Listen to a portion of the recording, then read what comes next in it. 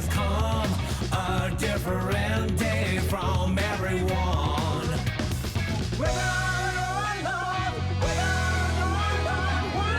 It's like my time was frozen still.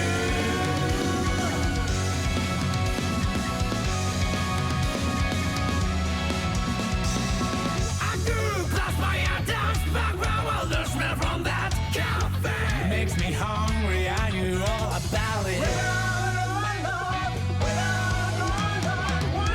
It's like my time was frozen still. Not much, no problem, even if the world doesn't change. I'm a cloud that don't have shades. My boss was out of there. Out of the box.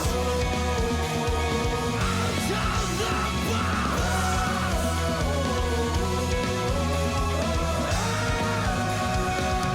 Out of the box.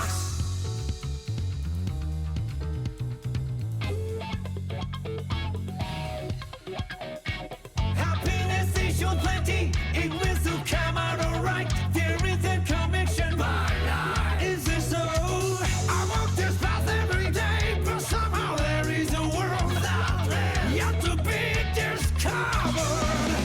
That's right, no problem, even if the world doesn't change.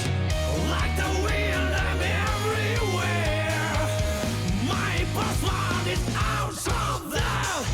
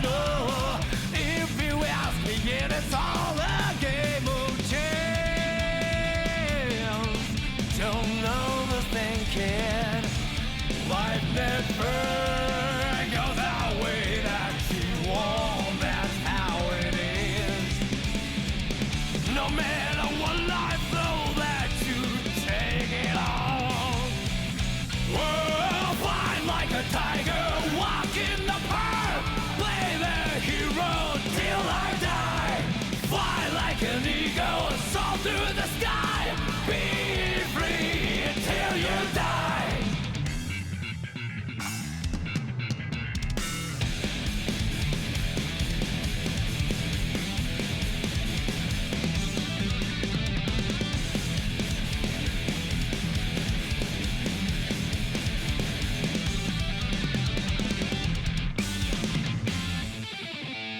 I don't believe in any miracles. I risk a lot any day. Gambling's only for fools. Take nothing for granted. If you don't seize the chance, it's over for you.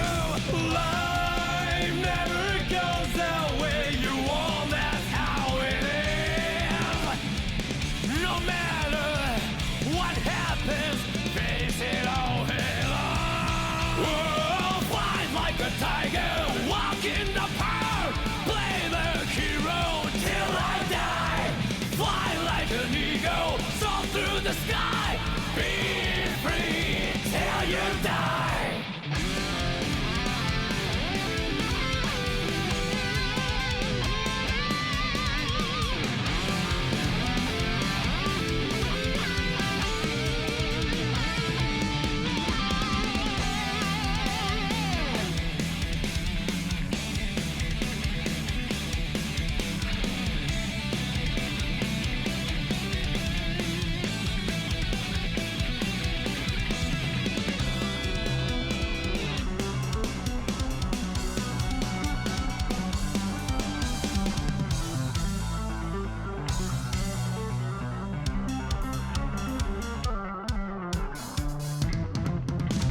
Life is about swimming against the harshest wave.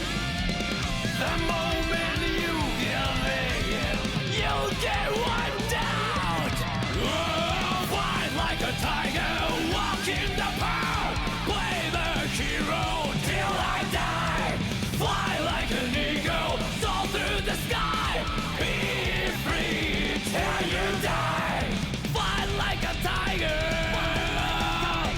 Fight like a tiger. Fly like an eagle, soar through the sky. Be free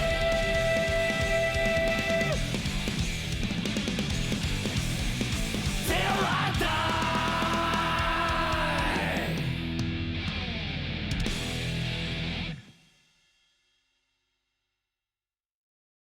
Once there, everything comes through. I've heard of such a dreamy place. Do you think my broken wings will heal? Hope so, 'cause I can't fly well. I wonder if this rain will stop one day. Someone's been crying all along. No worries, there's only one road, so I can't get lost. All I have to do is walk. Placed by the name of heaven, the promised land. Everyone is waiting in a very long line. Placed by the name of heaven, there's a comforting lot. I don't hesitate, just be guided.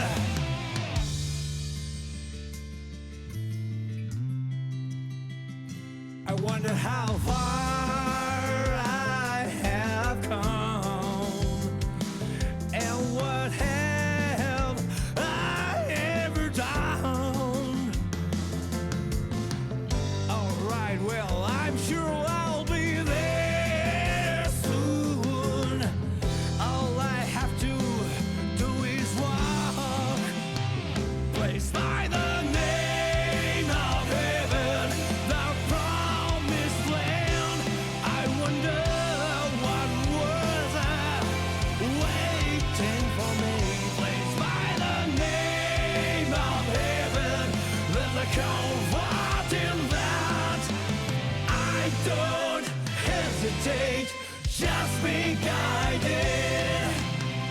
I haven't talked to my heart for a long time. When did I stop flying? Is it a wings that are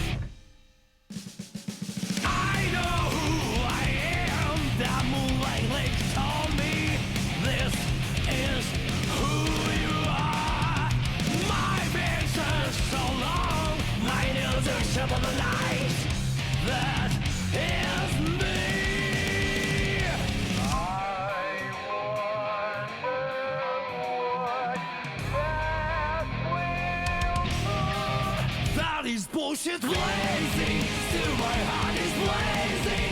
If the words kill me, I don't need a new one under you. Soon you will know, we already know the smell of the game.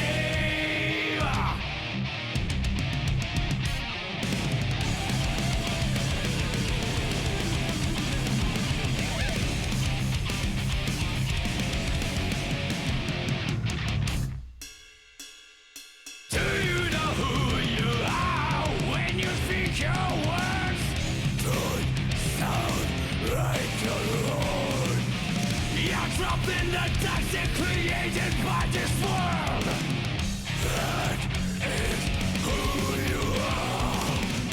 No silence will say that I must be dead. Sometimes without clothing it gets us on the ground. That is bullshit blazing, still my heart is blazing. If I lose my wings, I don't need a new world under you. Can't feel a thing. We already know the smell of the game. Remember, you are blazing, still your heart is blazing. If the world made you, I don't need a new world under you. Soon you will know, we already know the smell of the game.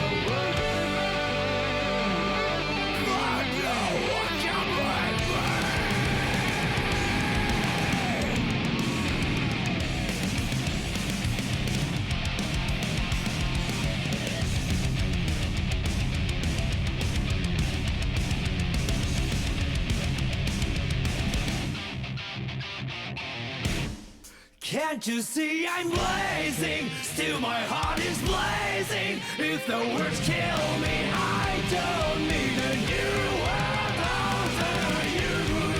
My tribe is my word. Your words will never let me disobey. That is bullshit blazing. Still my heart is blazing. If the words kill me, I don't need a new world after you. Soon you will know. We already know the smell of the, know the smell of the, know the smell of the, know the smell of the game.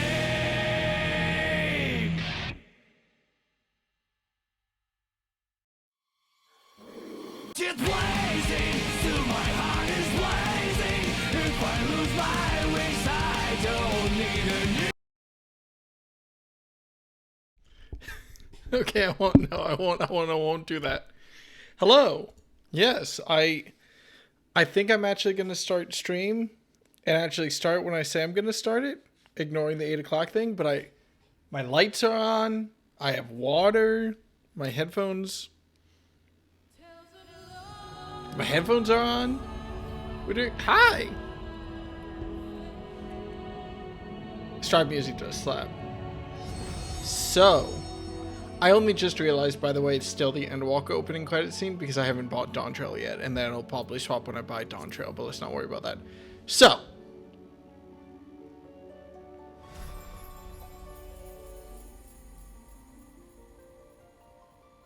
fantastic. So, here's the schedule. The finale for Endwalker is going to be probably 2 parts. Today is part number 1. I've been told that it should take around 8 hours to finish Endwalker. Knowing me and the fact that I take notes, I'm bumping that up to maybe 9 or 10 or so, maybe. Roughly guesstimating. Today is part 1 of the finale. I'm going to play for around 3 or 4 hours. I'm going to go through and everything. I'm going to have a good time. Part 2 is Sunday. Because I can't stream tomorrow. And I could stream Friday. However, Friday morning, starting at 7 a.m. Pacific Standard Time, I am going to be streaming myself and my dear friend Zoe playing Desert Bus Simulator in VR for 8 hours. We're starting at 7 a.m. my time because Zoe lives on the other side of the world and also is nocturnal.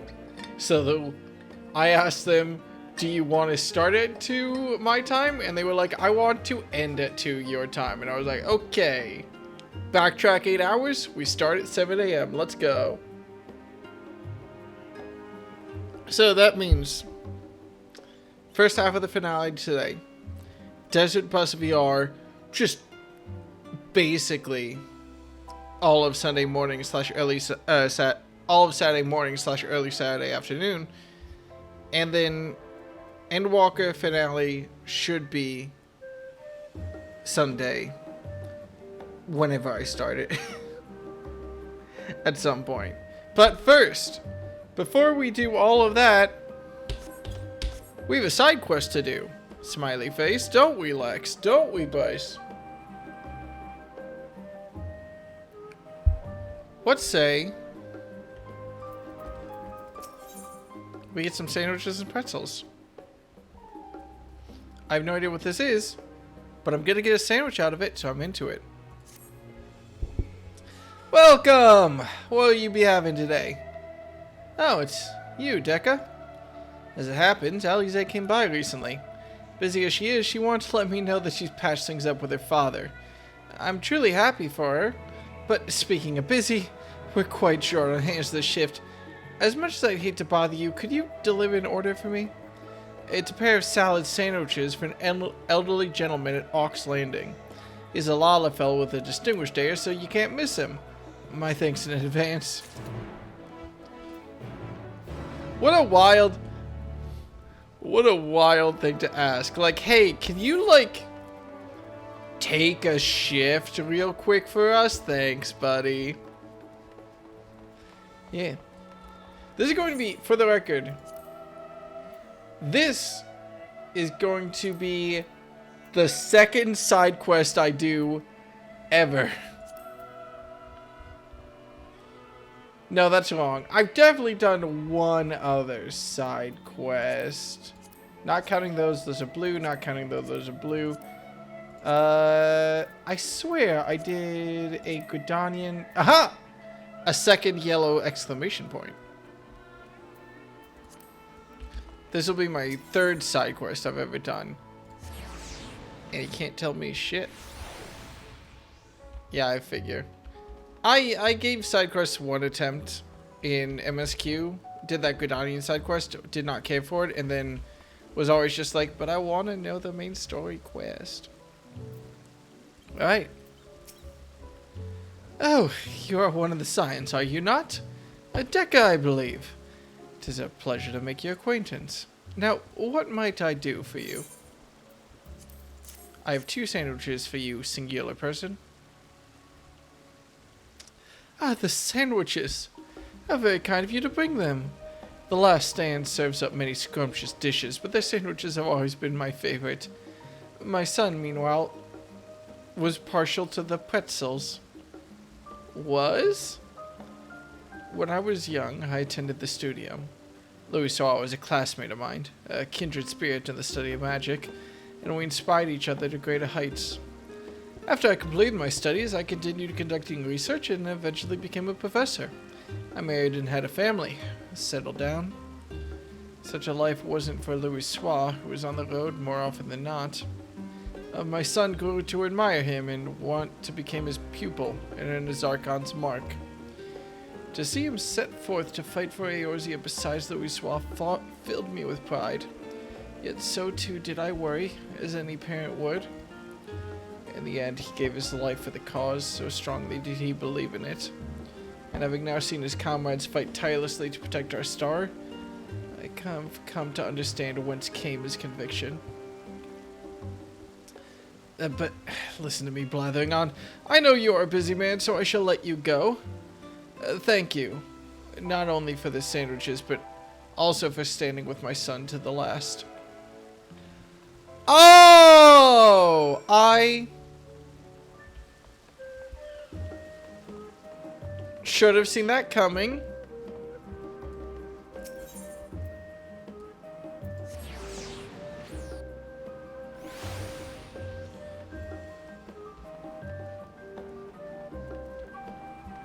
Oh. You cocksucker, Dickon. Ah, you're back. Did he have a chat with the customer? This is his voice now. Wonderful. The gentleman's a regular of ours, you see. When he heard the Scions had come to Charlie, and he was beside himself with excitement. He dearly wanted to meet you, but wasn't sure how to go about it. So, when you appeared when you did, well, I thought I'd make it happen. I appreciate you going along with it. By way of thanks, here's a little something in the house. Enjoy.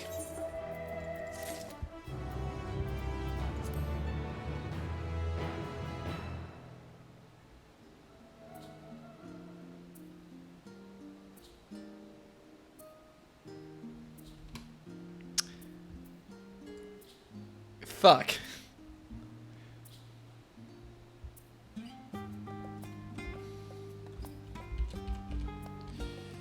You absolute cocksuckers. How dare you? How dare you make me feel feels for a character I've so regularly made fun of? How dare you? Oh my god. How dare you? You bastards. Aw, that was sweet. You motherfuckers. This is singular, I guess. I should direct all my rage towards Spice. No, Lex also asked if I did it, so I can have it be plural. You absolutely. I swear to God. I'm going to cut short one of your chair legs by 1/4 inch. I'm going to make it so that whenever you get up for water in the middle of the night, it's warm. I swear to fucking God. I'm gonna mess with y'all's car so that in the winter, they take an extra 5 minutes to heat up. Like, I swear to God. Absolute monstrosities. That was cute. That was very, very cute. Right, level 89. Decca, I trust you've had a good rest. I should mark down, by the way, that Amon talked to us.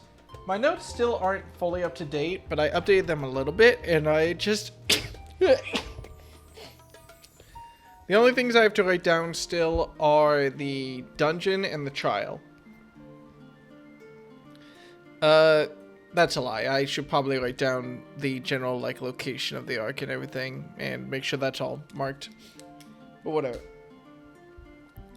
An envoy of Master Fortunato arrived not long ago with a message. The Lopots have determined Medion's location. We've been asked to gather at the Rostra. I'll meet you there, along with the others. Oh boy. Ah man, we are jumping straight into fields today. I'm sure it won't get worse as I keep going, right? It won't. It won't. It's fine. I'm sure. Oh no, everyone is here. That's bad. That is concerning. Like test subjects for these new Aetherites. Alright. Oh, that's cute. Call back to the start. Like the last one. I probably could have done a few more weeks myself. Gaha, did you stay up playing Catboy games or whatever it is you do? I don't know.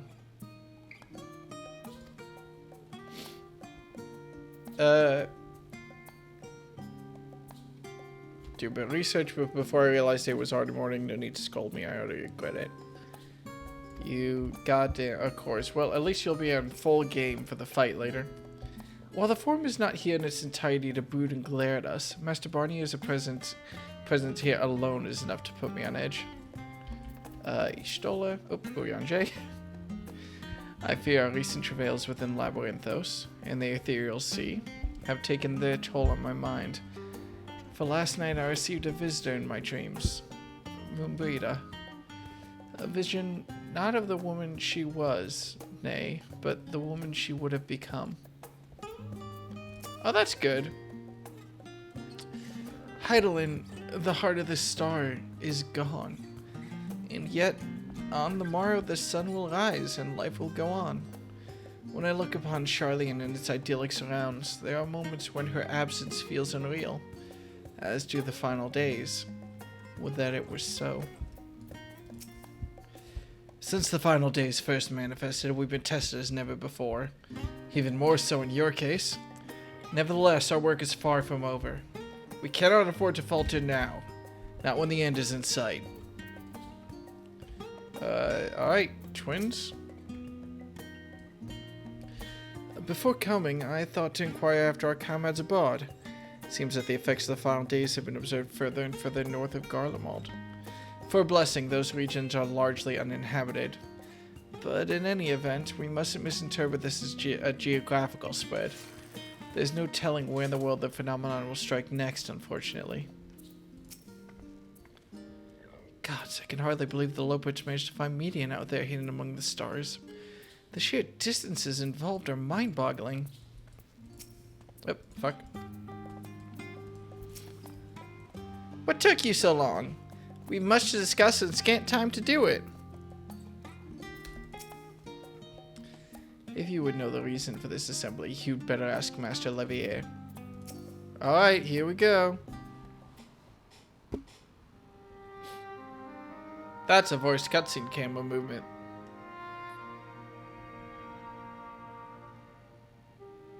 No, my umbrage. Not my umbrage.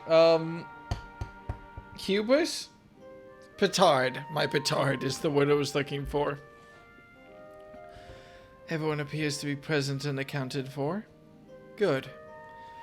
As you know, the Lopwits have deduced the whereabouts of Medion by means of a crystal bequeathed to us by Heidelin herself. Your quarry's location is a place far beyond the moon, in the farthest reaches of the Sea of Stars, at the edge of creation.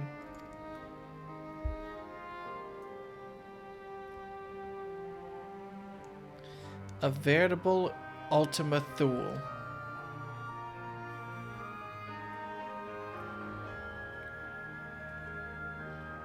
Indeed.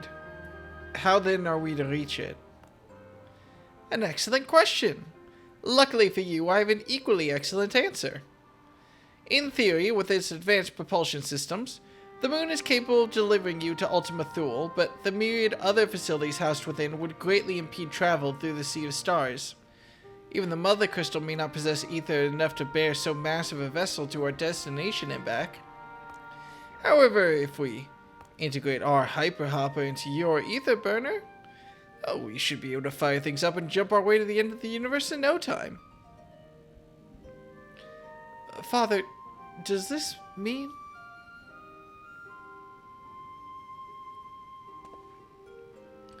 Bear in mind this decision was not made solely at my discretion, but with the consent of the Forum. Hearing the Lopwit's proposal, the Forum was faced with a grave decision. To commit the Ark to this endeavor would mean abandoning both our plans to evacuate to the moon and to resettle on another star. Needless to say, the proposition invited fierce debate.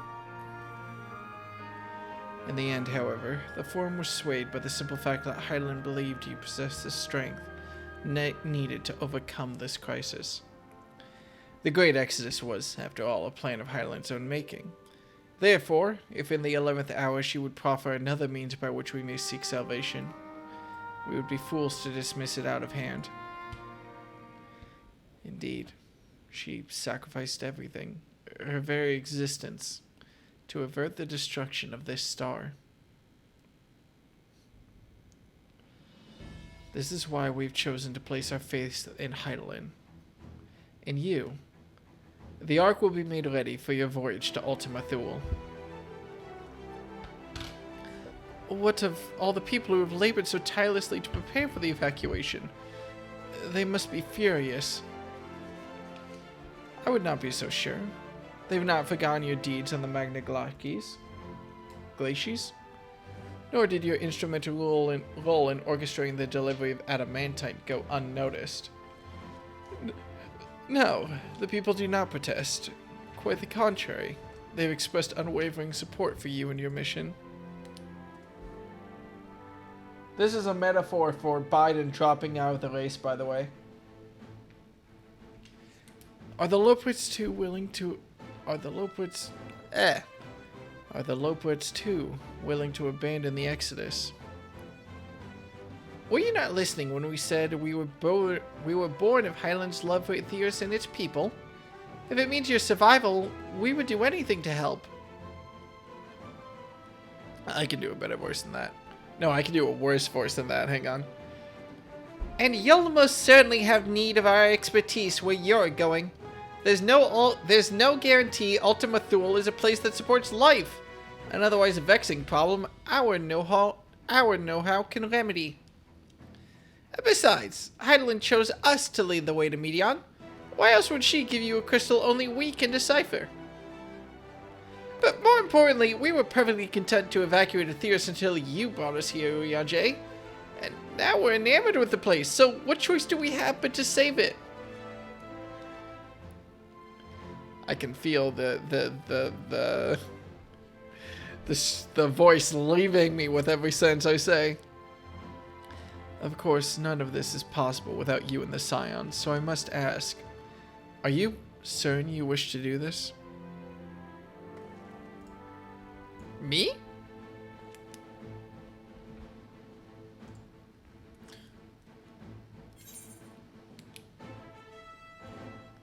We'll avert the final days. Whatever it takes. Oh,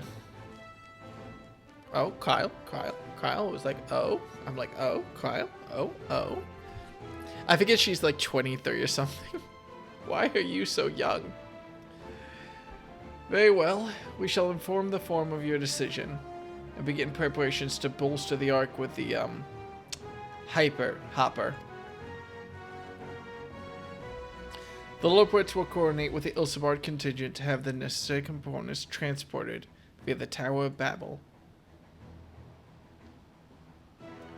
Of course, it will take time until the work is complete.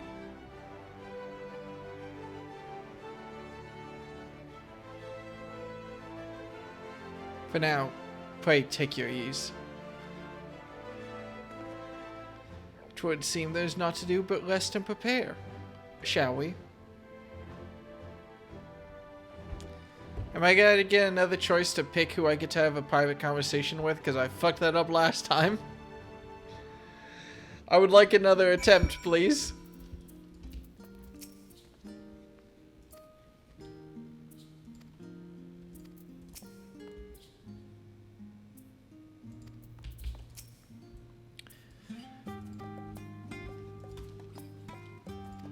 Alright.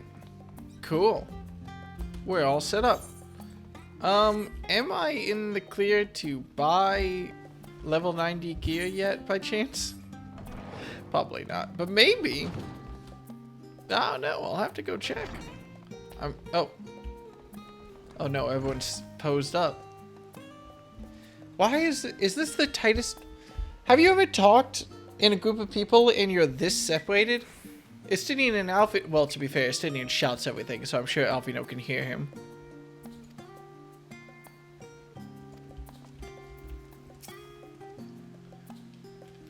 The Forum hath placed the fate of mankind in our hands. We must not betray their faith. I'm sorry, I thought I only got the class gear if I did the role quests, by the way. Or there's some benefit I get to doing the role quests, I forget what it is. I should very much like to speak with the Loports once their work is complete. 'Tis plain Heidelin hath entrusted them with a great deal of knowledge, and I suspect there's more they could teach us. Oh, it makes them dieable, okay. A rare opportunity to rest. I say we make the most of it. It is weird that they're so optional now. At least in Shadowbringers, they were mandatory. You had to do a role quest in order to complete the MSQ. Perhaps now I can finish that book I was reading. What? Pay me no mind. I'm sure you have better things to do with the time afforded us. In all honesty, I didn't think the Forum would approve this measure, and certainly not by such a large margin. I dare say, though, that Master Foshenault's impassioned recounting of your audience with Heidelin helped sway the vote. He has a way with words, after all. Where do you think Alfino got it from? Wasn't expecting to have time on our hands. Yeah.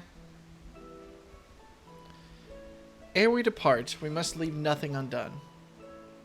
Quite, though it is difficult to conceive how one can best prepare to brave a domain where Dynamis governs all.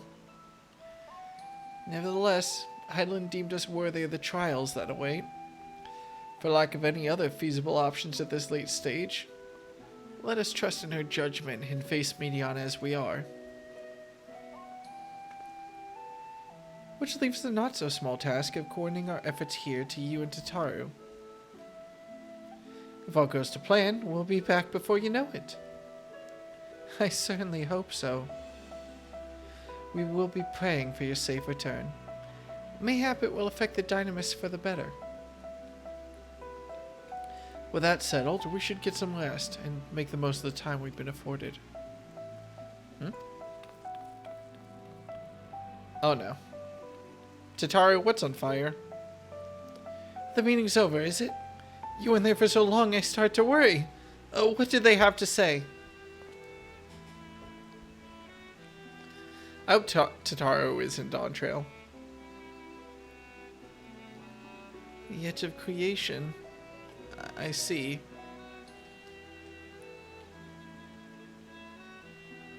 Rest assured, everything will remain in order until you return. And you will return. Actually, Decker, could I borrow you for a moment?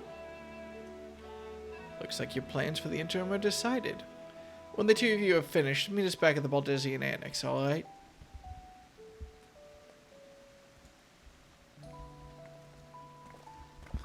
Okay. What are we up to, Tataru? What's the plan? Come with me to Agora. I have something to show you. Oh? What have you done?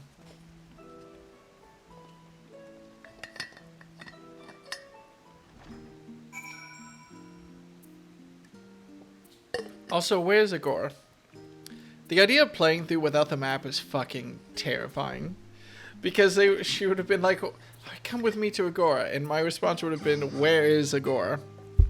Maybe some part of me thinks like if I ever go through on New Game Plus, it would be kind of fun to just turn off the map and do my best. But I bet I wouldn't make it through like 10 levels of A Realm Reborn before I turn the map back on. I would go actively insane. So quickly. Oh yeah, the market. Yeah.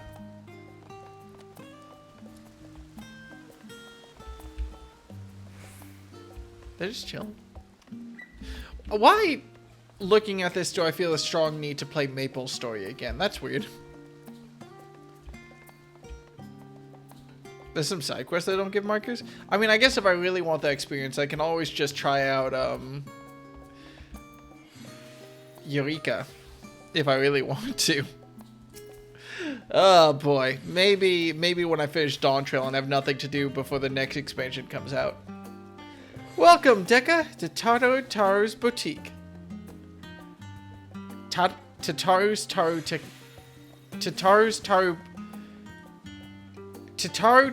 Boutique.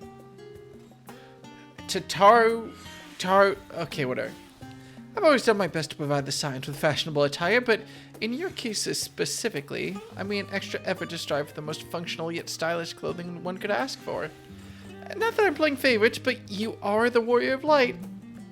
Faced with this unprecedented crisis, I knew you would need an ensemble unlike anything I've created before, and that I wouldn't be able to do it alone. And so, after enlisting the aid of the world's finest artisans, I finally completed my career-defining masterpiece. But then inspiration struck, and I saw a golden opportunity just begging to be seized. Wilmothy Stephen Colin Gregory Allen Christopher Smetherins. How did you know my last name? And also my middle name. And also my first middle name. And also my second middle name. And also my third middle name. And also my fourth middle name. With the help of some Thavnerian refugees, I decided to set up shop here in Charlian. Of course, I would never charge you for any of our works. Perish the thought. Varsarada, how are things coming along? Everything is in order, Mr. Tataru. We'll be ready to open shortly. Which is why I brought you here, to be our very first patron. Would you mind waiting here a moment longer? Alright, here we go.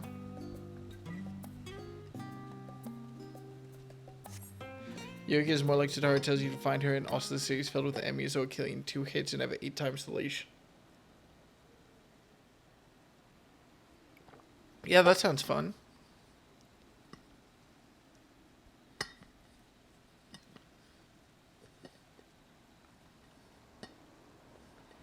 Is that man okay? Ah, I did not expect to find you here. Oh!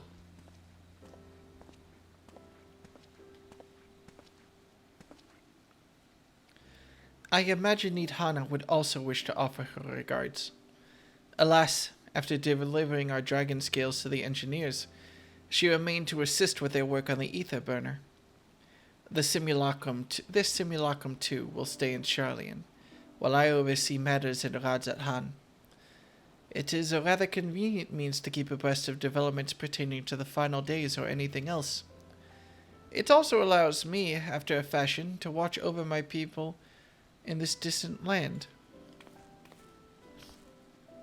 Fashan, I was hoping you'd stop by. I can't thank you enough for allowing your arsons to work with me here at the boutique. Please, it is I who should be thanking you. This establishment has restored a sense of normalcy to their lives. You have blessed them with newfound purpose, and a means by which to support themselves in these troubled times.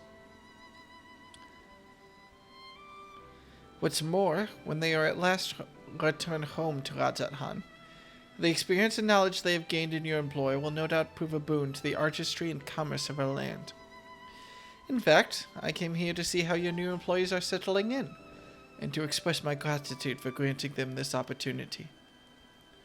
Well, it's an opportunity for me as well, believe you me. Your arsons have taught me so much about the Near-In craftsmanship. Their resourcefulness and ingenuity are nothing short of inspiring. Oh, I can't wait to see what kind of wonders we come up with. I pray you every success in your endeavors, Mr. Tatar. This is so much funnier when I remember that he's like a 50-foot tall dragon. I pray you every success in your endeavors, Mr. Tataru. Before coming here, I had heard word of the forum's decision, of what will soon be attempted. It was only then that I finally understood why my father called this star the last bastion of hope. Indeed, it was the last bastion, for the flame of every other star he encountered had likely been extinguished. In the boundless dark, the light of brimming life must have been blinding in its splendor. You journey into the heavens to protect that light. May the scales of my kin serve you well. I have faith you will prevail and restore peace and tranquility to the star. I would like to visit Rajathan again when all this is over. Do you like golf? Nah, of course not. That'd be ridiculous. You want to go to a hockey game? And we should be honored to receive you. There's still much of Rajathan you would have to see. I want to watch Ishgardians play hockey. I want to watch Ishgardian Dragoons play hockey. Forgive me, but I must take my leave. Fare you well, and remember, the people of the star have not yet given up hope, and neither must you. I want to know what sport every single class in the game plays and enjoys the most. Dragoons would probably play lacrosse, let's be honest. I could see...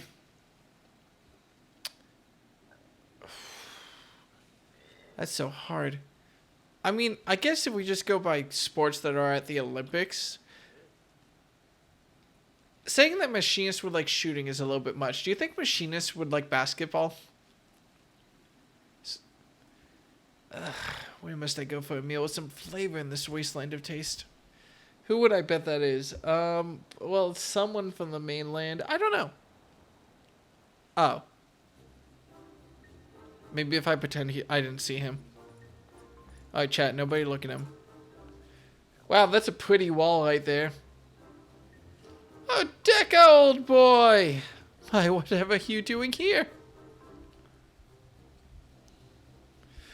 A new boutique, you say? I've been meaning to expand my wardrobe. Yes, something with a little more flair, perhaps.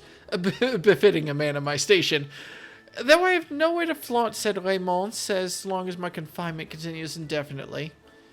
Aye, the young Lord Fortombe insisted that, so long as there is work to be done, no matter how trivial, I must abide here in Charlian. Thus do I toil, though every fibre of my being rails against it. Why, I've even suffered the company of that brute Sickard to see supplies transported in a timely fashion. Yet he was the one granted leave this morning to participate in some supposed covert operation. So I suffered instead for his otherwise welcome absence, now burned with extra busy work. Without Onoa here, there's no one to prepare my meals. I came here in the hopes of finding a nice cafe, perhaps. Alas, the Charlian delicacies I've sampled were lacking in every respect. Well, I'd suggest the last stand. It's right in the... That is a big deer. The cafe over on the pier. The cuisine didn't appear all that appetizing, but... Well, if you can vouch for their cooking, then perhaps I will give it a try. Thank you for the suggestion, and ta-ta for now, old boy.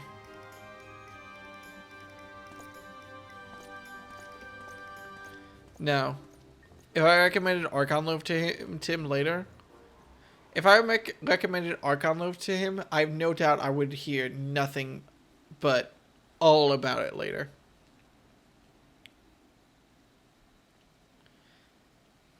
Oh, I like that I can still see him walking away. I wonder if he was in the background when I was talking to the other person. Well, is that Dekka and Tataru I spy? No idea. Would not have guessed. Sup, Hancock.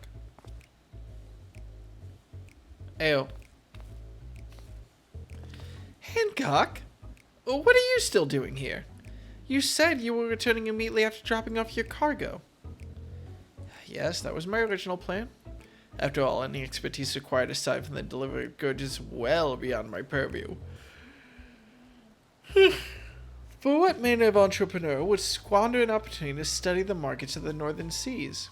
Worry not, I will return straight away to Kugane once I have finished. Of course, you would find a way to turn this crisis to your advantage. She wounds me, the industrious woman running a new boutique. I'm not blind to the travails of those who fight on the front lines to deliver us from ruin. Indeed, I have every confidence they will succeed, and I would make myself and my business ready for their return. If you believe in them so devoutly, then why not put your money where your mouth is? Fair enough, Tataru, fair enough. There is not more I can do to help ready the Ark and ask her heroes for their maiden voyage, but on your return, I shall host a grand celebration in your honor at the Bokairo Inn. Accommodations aren't quite costly given the reputation of said establishment, but the East Aldernaud Trading Company would be honored to foot the bill. You would engage in lobbying. Will there be lemon cakes? Ho ho ho! A man of tart tastes, I see. Yes, there will be lemon cakes and much, much more. The finest delicacies the world and Lord Lolorito have to offer. A banquet, you say? Hosted by Lord Lolorito?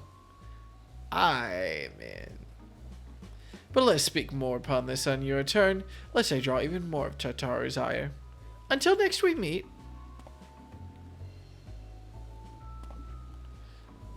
Hancock...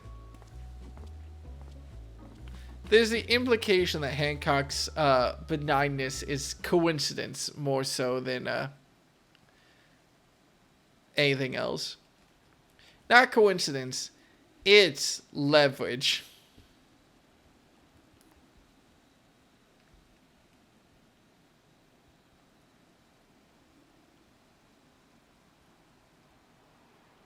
Hey, don't drag Tataru into this. She raises a small business from the ground using her own hard work and not asking the help of others except when a good deal is involved. Hancock is giving me stuff to buy my favor. He is a lobbyist. Tataru would not be. Ah, Dekka. Decided to spend your time at the markets, did you? Oh, what's up, guys? It's been a minute. I didn't even remember you had your own theme. Why does it sound like a piece of music from Viva Pinata? Why is that the first thing I think of? Tataru! Biggs! Wedge! I take it work on the Ark proceeds apace? Aye, it does, indeed. Collaborating with the greatest minds of Charlian and Rajat Han has been a rewarding experience. And that's to say nothing of what we've learned from the Loports. The Ark is unlike anything we've ever had the pleasure of work on. Even Nero was rendered speechless on more than one occasion. I can't wait for you to see it. And you'll never guess who paid us a visit before we came to Charlian.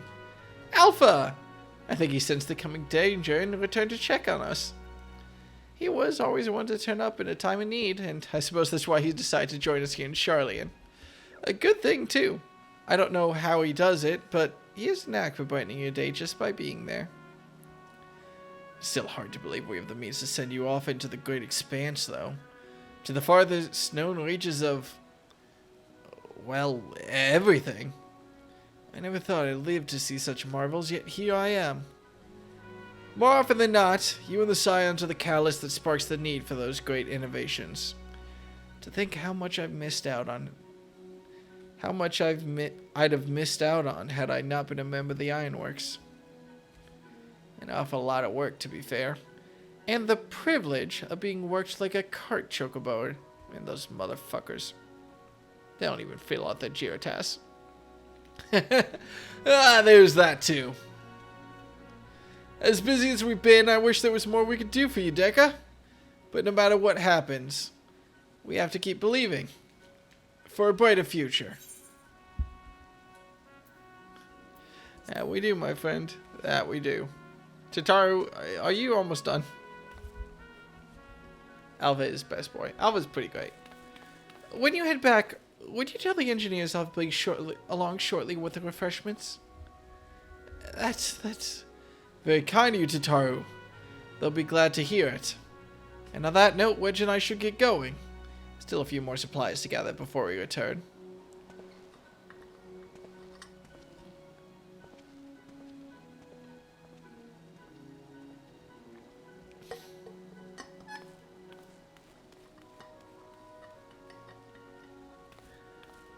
Is she blushing? Or is she just always like that? I forget. Is she blushing more than usual, or does she always blush that much? Terribly sorry for the wait. Right this way, if you please. Hang on, I need a close-up of her face again.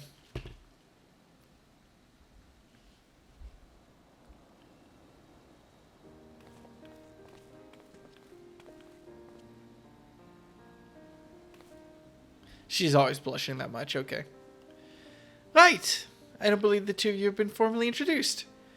This is Varsarda from Polika's stand. Oh. Cool.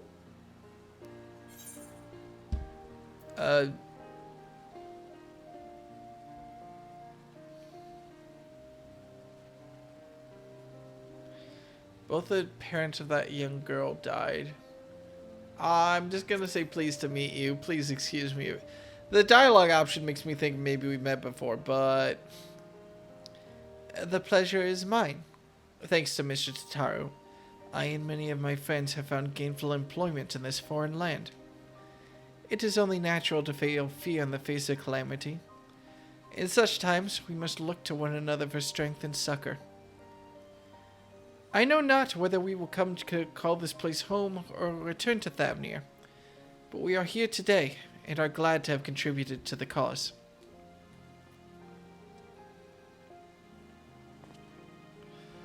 And contribute they did, by helping to make your new garments as durable as possible. We put our heart and souls into them, and I have every confidence they'll keep you safe in the battle to come.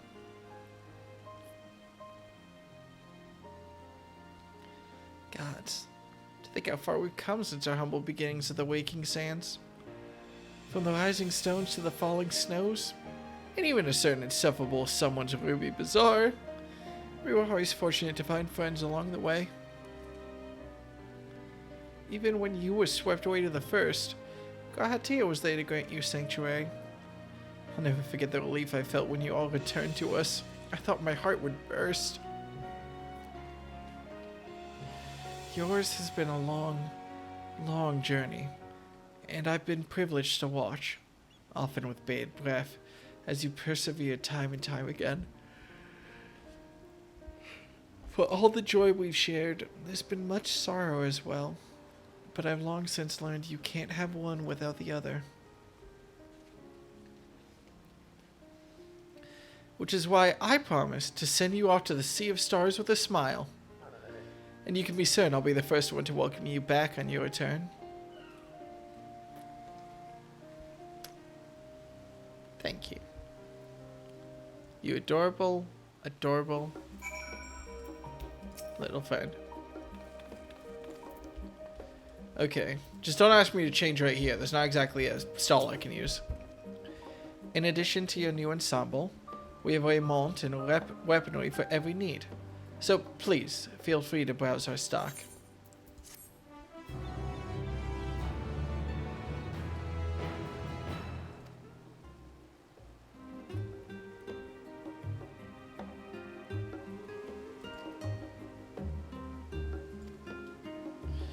Died upon completion of the quest associated. Okay. Well then. Did I not just get my shit? Oh, my inventory is so fucking full, I didn't even notice it. Did I seriously get this card on my first time through the That's fucking hilarious. Yeah, of course I got him on.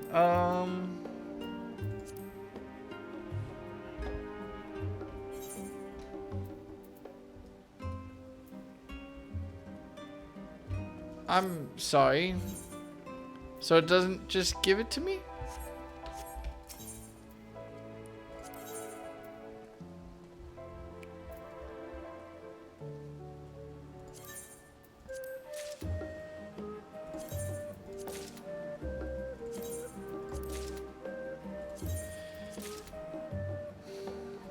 There we go.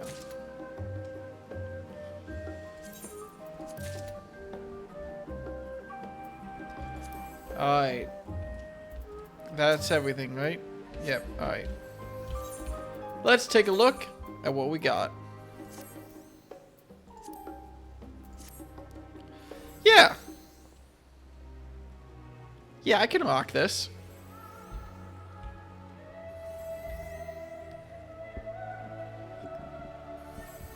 I don't mind this at all.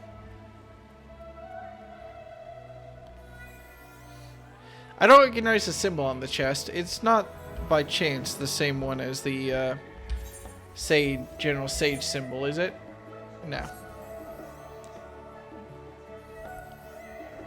Maybe it's Charlene's symbol?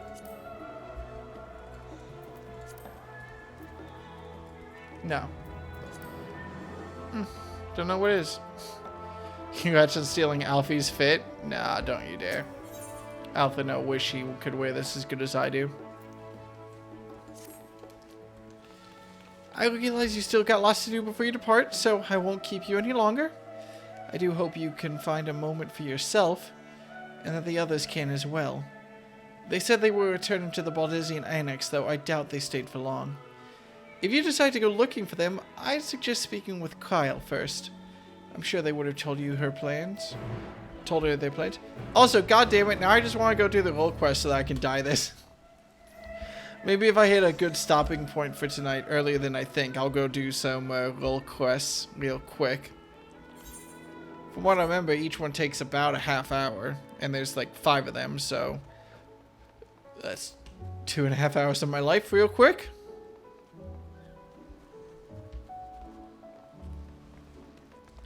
Did I update my thing, by the way? You're back! I take it you received your gift from Tataru? Whatever. It was a surprise long in the making, with many, many hours of praying to get everything just right. I'm glad to see it realized, and with great success. If you're looking for the others, though, they've already taken their leave. Istrola, Thancred, and Urianger have gone to the last stand for a bite to eat. Alize and Gahatia, meanwhile, thought their time would be better spent poring over books at Normanon.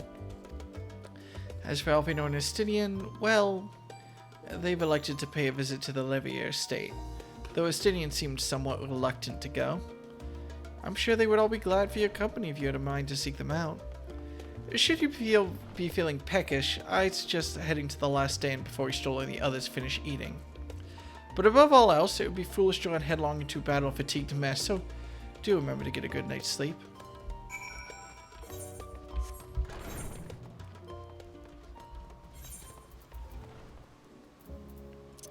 I am running out of places to put materia.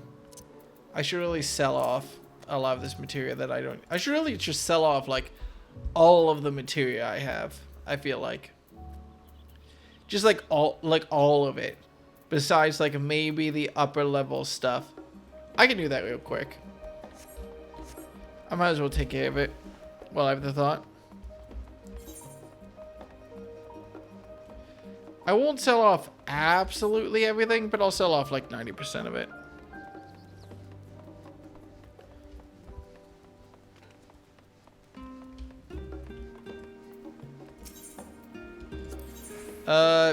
By chance, can I... Oh, fuck. Do I have to take it out of my inventory? Well, then that'll just let me sort it real quick. Let's see. That. Sell, sell, sell,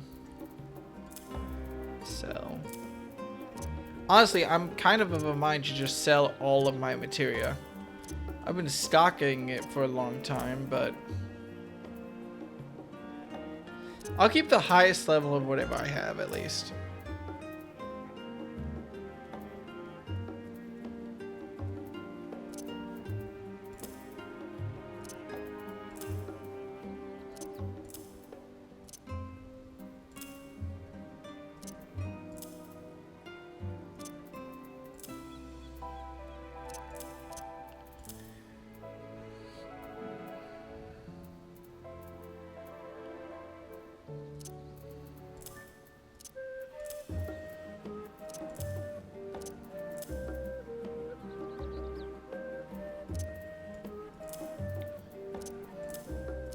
Sell that, sell that, sell that, sell that, sell that.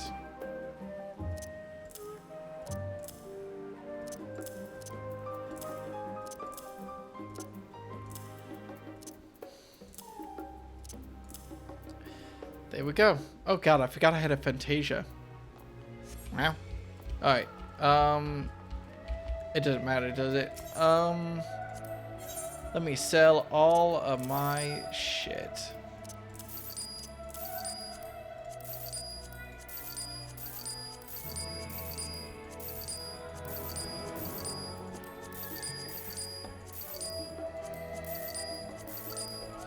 There we go. All cleared out.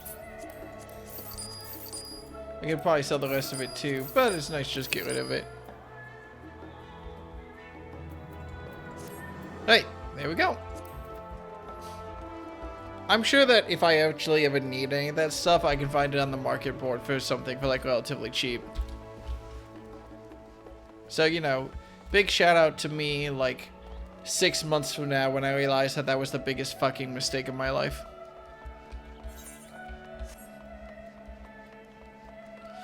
I do really wish I could dye this clothing though. I flat out admit, I really wish I could dye it. Low level material is actually worth money? Why? Oh, AR relics. I'll worry about it later. I think it'll be a long time before I decide to do relic weapons. Alright. No. Face the right way. Thank you.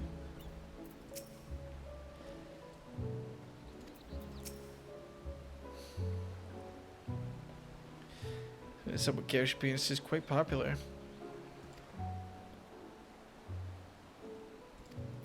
I appreciate Uyanje hoping that Pudding Way got some pudding. How cute. Hey buddy, I'm quite the cutie. What's going on, man? Even for low level, it's only... Yeah, whatever.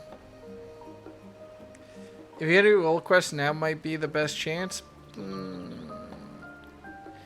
I'm probably going to save it for post game because it's going to take me like 2 or 3 hours. So I don't want to do just roll quests tonight.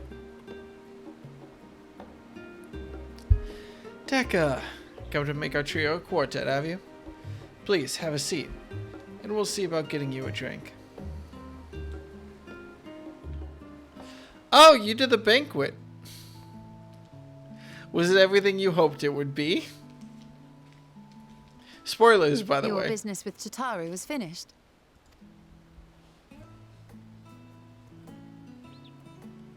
My, what a thoughtful surprise. Whatever would we do without her? That sounds like the voice of someone who totally knew the surprise was coming. Indeed.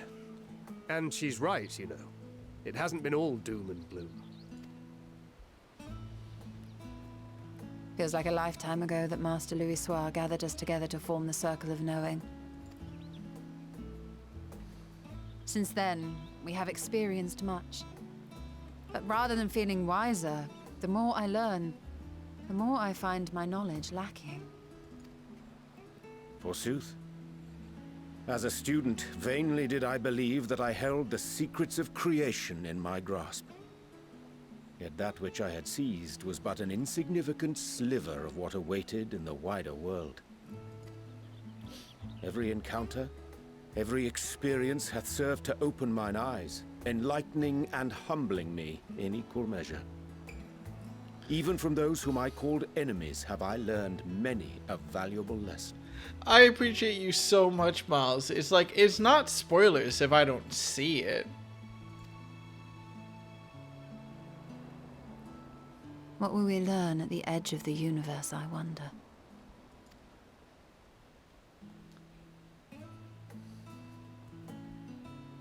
Ultima Thule, where the bringer of the end makes her nest.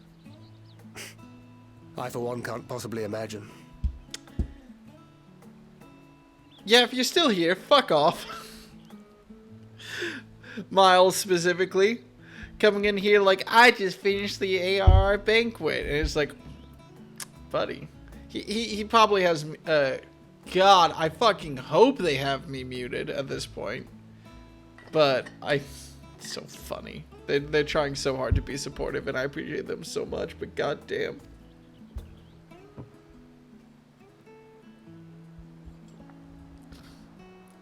Should I go get a beer? But whatever awaits us there, we will survive. We must. For her.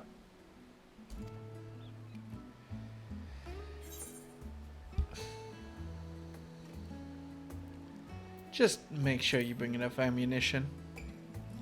Let's keep the tone light, man. Oh, ye of little faith.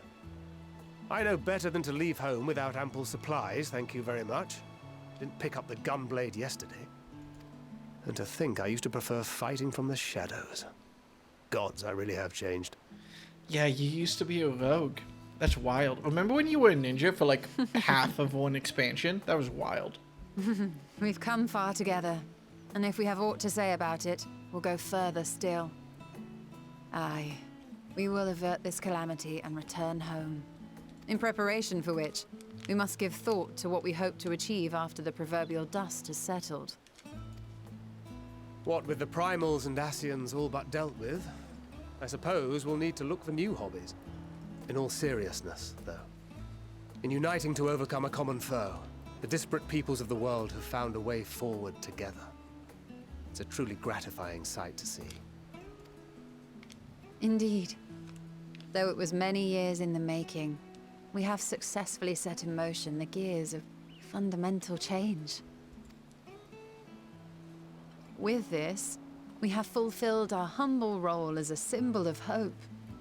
And I dare say it is time to bow out. After all, there is no shortage of hands to bear the torch in our stead. You know, I never really considered I might live long enough to see an after. But even if my time as a scion came to an end, I don't expect that much would change. Traveling the world, going wherever the wind blows, lending a hand to those in need. A journey for journey's sake. It doth suit thee well. I must confess I too have yearned to see more of the world. If thou art amenable to the suggestion, I would accompany thee.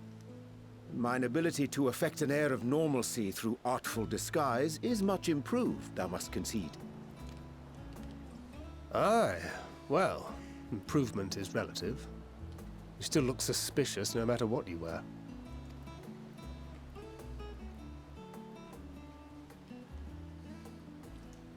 What of you, Ishtola? Any grand plans? Are they seriously pulling the man, we're all 2 days away from retirement shtick? Why, continue my quest for knowledge, naturally. To begin with, I wish to know the state of the reflections, to which end I must find a means to travel between worlds. You gotta go see your boyfriend. 'Tis the least I must do if I am to keep my promise.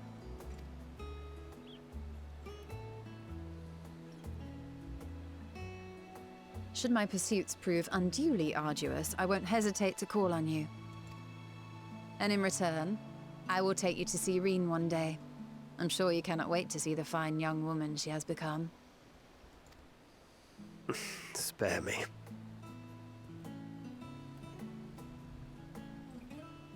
And what of thee? What wouldst thou pursue at duty's end?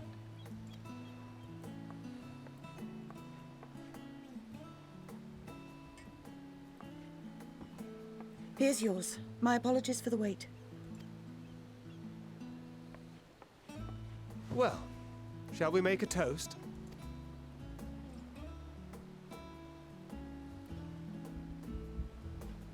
To victory. To our comrades. To the future of the star. Oh man. I'm gonna annoy my friend so much with how firmly she denies Ishtola Runar being canon. And how much it totally is canon. His name is Runar, isn't it? Yeah.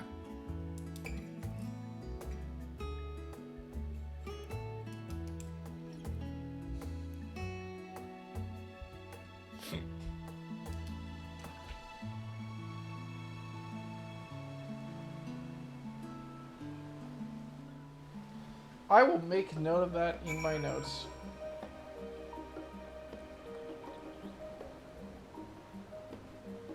Thancred, Urian J, and Ishtola talk retirement. Which makes me incredibly nervous because I do know that I have seen nothing of them in any of the Dawntrail art, and I never knew if any of them die in the next 10 minutes or not. So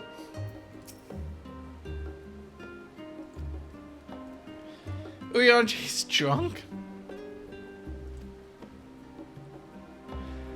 Keep thy secret? God damn it, Uyanji. You can always count on your friends to help you maintain perspective. A pity mine take a perverse pleasure in it.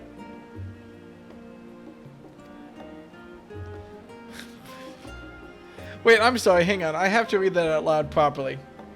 You can always count on your friends to help you maintain perspective. A pity mine take a perverse pleasure in it.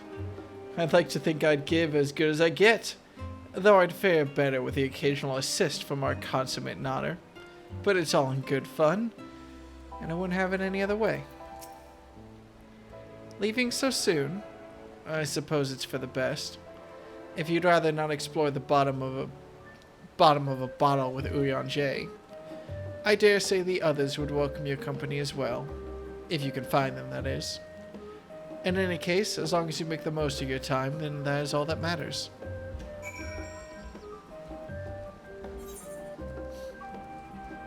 Ah, my pig of the litter. We'll go chat with Alize and Grahatia first.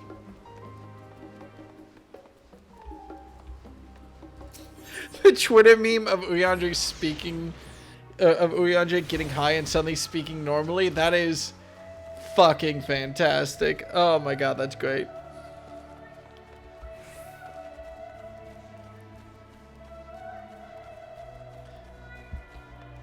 I don't know why the first thing that popped into my head was Uyandre doing the fucking caveman meme. Verily, I am glad that he is in there and we're out here and we're out here and he's in there and we're out there and he's in there and we're in there and I just remembered. Gaha, are you okay? Alize, are you also? Oh. I don't feel like I should interrupt. You try speaking with Alize, but she is fast asleep.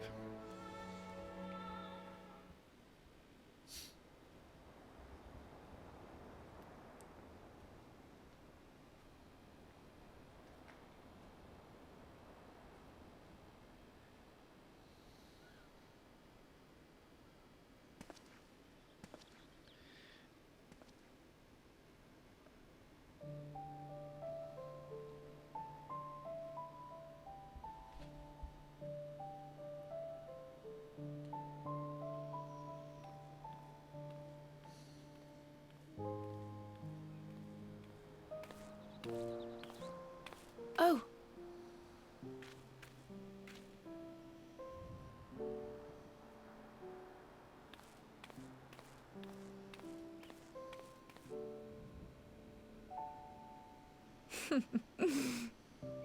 Knowing them, they're probably dreaming about the celestial adventures to come. Knowing them, they're probably dreaming about a multiplication table. Just as well. They've been running themselves ragged of late. Unlike you and the others, I'm a few steps removed from the danger and excitement.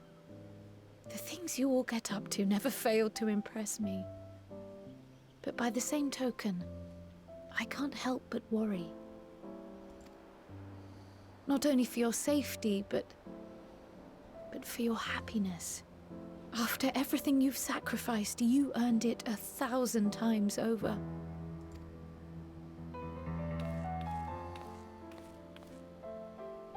From the simple pleasures of tucking into a hearty meal or collapsing into a comfortable bed, to the grand triumphs of visiting legendary lands or finding true love. You deserve all the joy in the world. There is so much that life has to offer, so much to be treasured and shared with those we hold dear. So promise me this. Come what may, you won't give up on your own happiness. When you're out there fighting tooth and nail, it's all too easy to forget.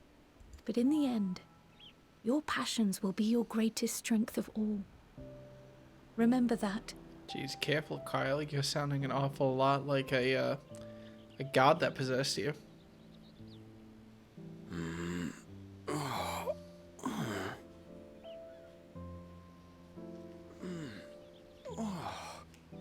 This feels familiar. Cute. Well, 'tis good to be...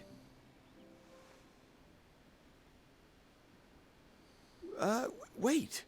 What am I... Gods, don't tell me I fell asleep. Not that there's any shame in it, but you were sleeping like babies. Oh, how embarrassing.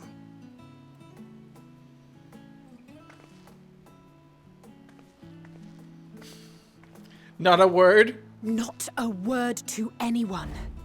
Understood? Not one word. You can't stop me. I'm going to tell Alf, you know.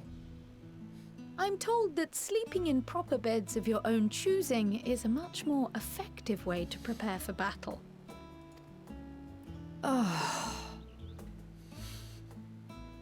So, what were the two of you doing here? I look so insulted.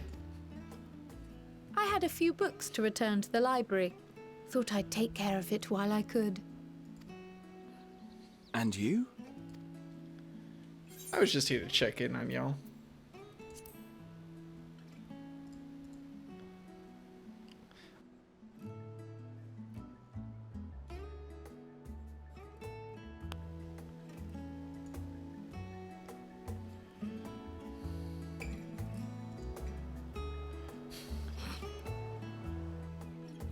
Damn, that shit hits.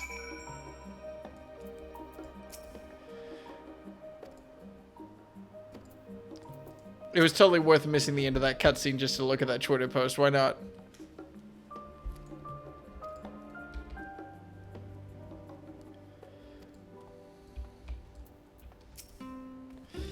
If nothing else to do, seem to be good spirits. Thank you, Kyle, for being the one responsible. She does sound a lot like,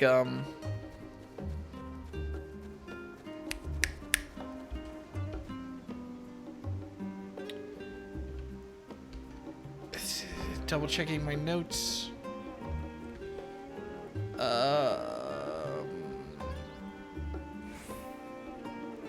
Venat. I remembered Venat. I didn't remember. I saw it. I lied to you. I'm truly sorry. Right, maybe we'll catch... Nah. Oh! Estinian, what are you wearing? I swear, this is the first time I've seen him without his armor. Alright, fuck. Am I still streaming? Oh, Yeah. what brings you here?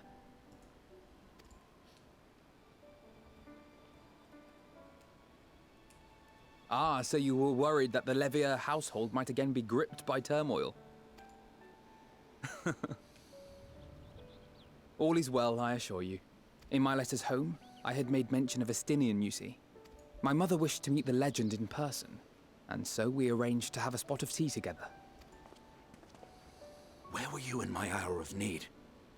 Fell beasts I can face, but I'm not made for idle chit-chat with lords and ladies. Yeah, try not to get seduced by MILFs, buddy. I believe in you. I for one thought you held your own. Mother was the picture of delight.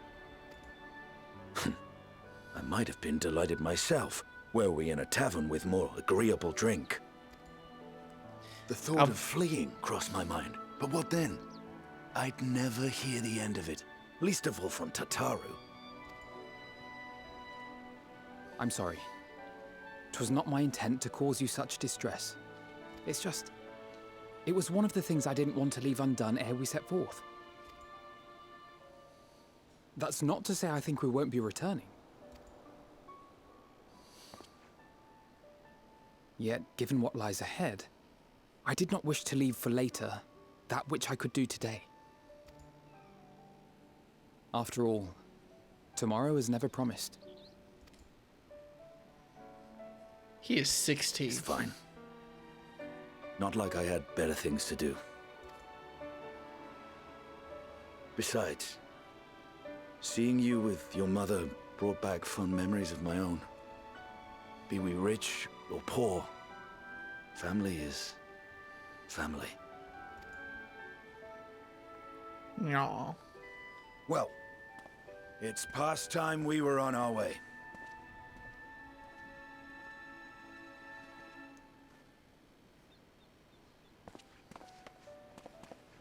Wait!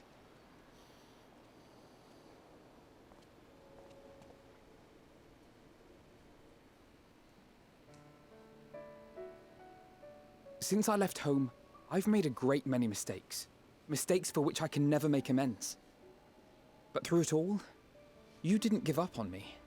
Do you think he's talking to me or you, Estinian? Should you accept this or should I? To have returned here with you at my side, it means more to me than you know. Still don't know which one of us he's talking to.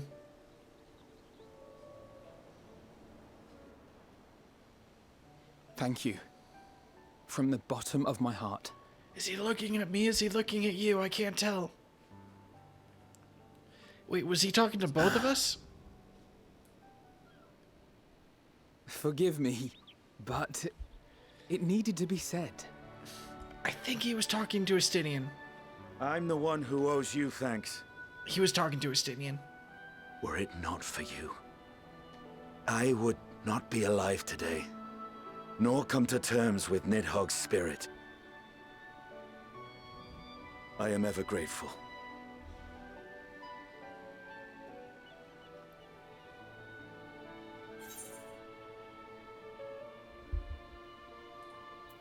I'll be counting on you.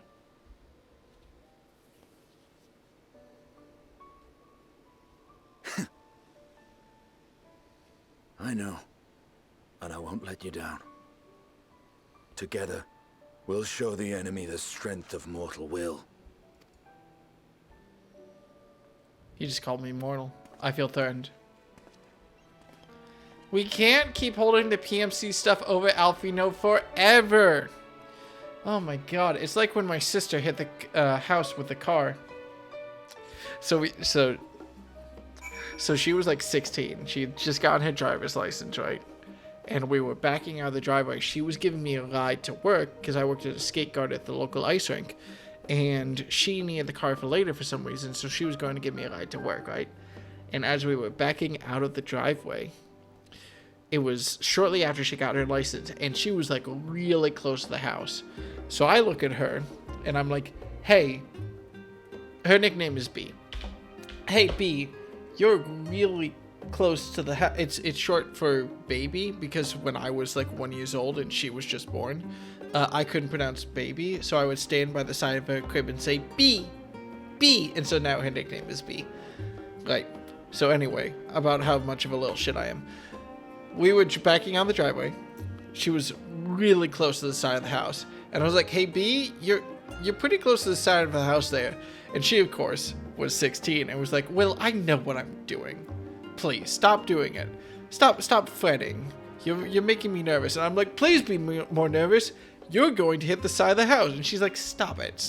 I'm fine. And I was like, B, you are going to hit the side of the house. And she's like, no, I'm not. Calm down. And as we passed the end of the house, the wall ended. And then there was a planter that stuck at like a big 2 foot in like radius metal planter. Radius, not diameter. Planter that stuck out just a couple inches from the side of the house. So we cleared the house, and the left side view mirror of the car crashed straight into it and broke right off. And she hit the brakes, and we both kind of just sat there and looked. And to the best of my memory, I just started laughing. And that is my family's PMC incident. In any situation, I've streamed with my sister before. I'm not sure. I don't remember if I saved the VOD. I think I did. Let me double check. We got high and we played Cuphead.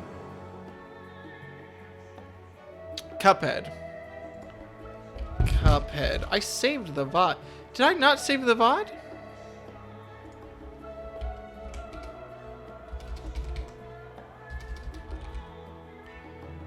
No, there's no way I didn't save the VOD. Did I not save it? I can't find it.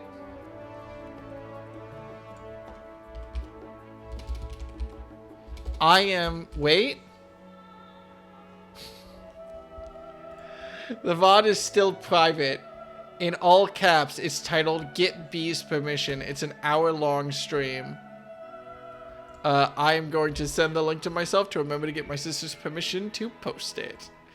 Hell yeah, I've got to make that. When did we stream this? This was... Sorry, I promise I'll get back to Shadowbringers. I got distracted by memory of how much I love my sister. When did I upload this? It's gotta be a couple months old. Whatever. Okay, sorry. I'm beginning to think I should multiply my estimates for Will by 1.5. Ah, you might be right. I might be a little bit slow. It's fine.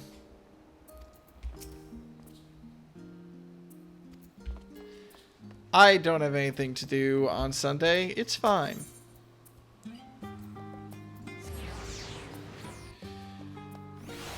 I am a little bit terrified of going to the final zone. I'm not sure if I've seen it before in maybe a Viz stream when they were doing a relic hunt down or something. Welcome back, Deca. Return to catch a few winks before embarking on your mission, I presume. You'll be happy to know your chambers have been cleaned and fresh linens laid out. I pray you enjoy the sweetest dreams on this final night before the big day. Alright, here we go.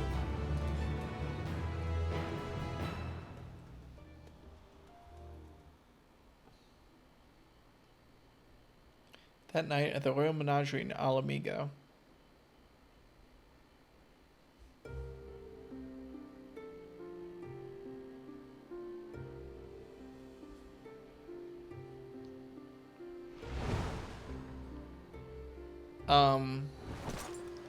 I forgot where Alamigo was. I thought we were in Ul'dah for some reason.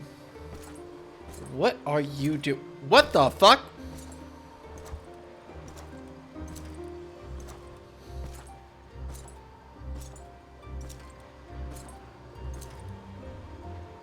We left you alone for like a day.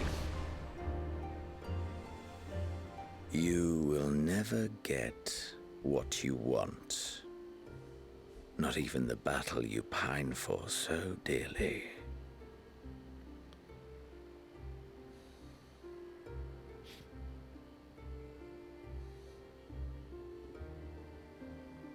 In that transcendent moment, what was it that I sought in you?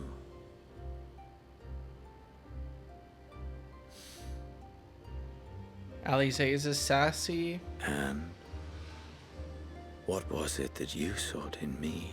I wanted you to die permanently.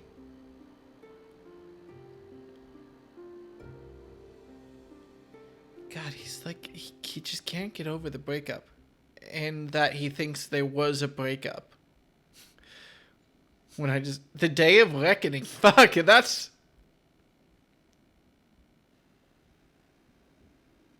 ominous.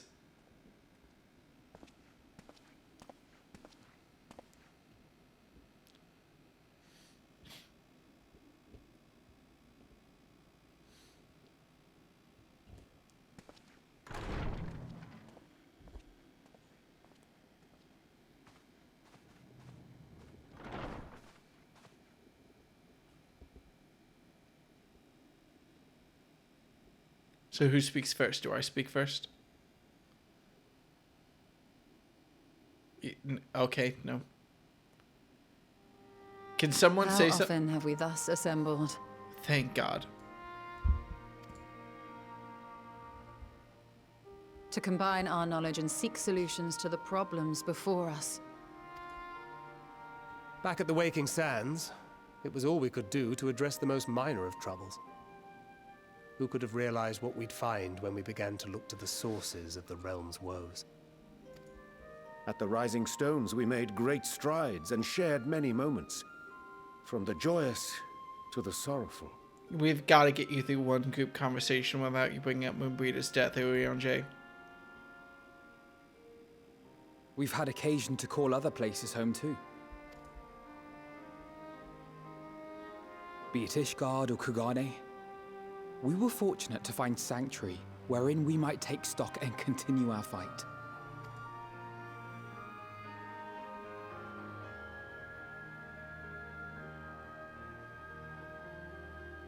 I was honored to host this company in the Crystarium, to stand with you all as we confronted the truth of the star itself.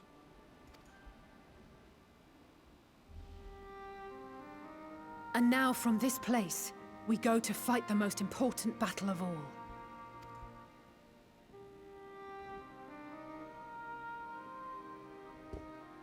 In a Estinian tier 2 now.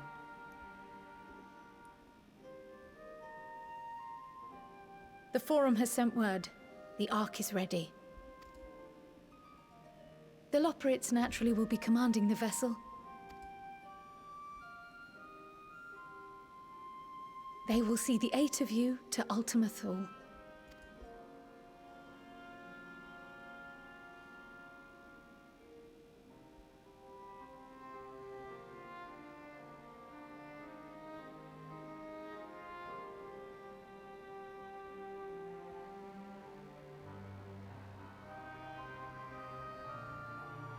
Upon arriving, your objective is to find and vanquish Meteon. As a final formality, the Forum bade me ascertain your resolve. So, are you certain you wish to do this?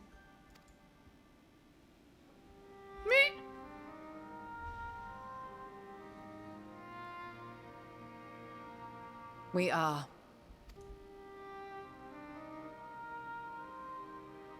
Then, ere you report to Thalmasane, I leave you with these words.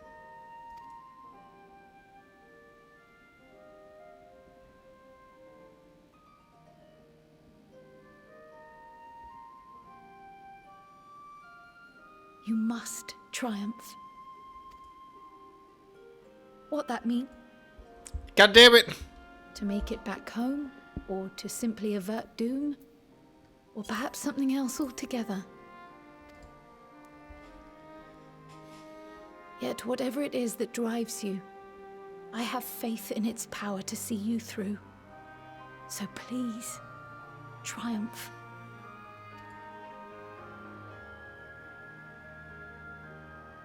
Triumph, as we who remain behind believe you will.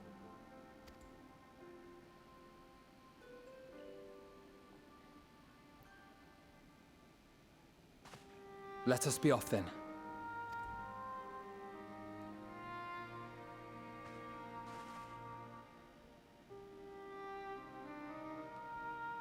Wait!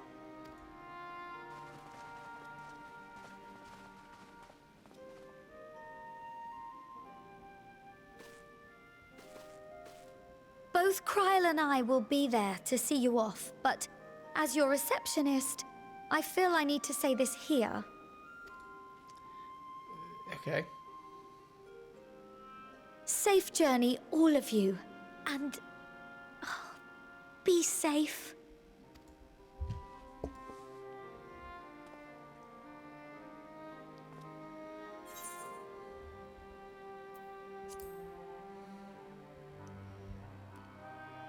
It feels so weird to say like you too. Like when I say when someone tells me, "Oh, have a good meal," and I'm like, "Oh, thanks, you too." Like, "Ah, wait, god damn it." Tataru being like, "Be safe," hit me more emotionally than Moonbreeder's death.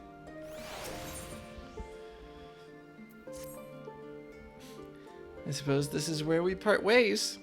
For now, at least.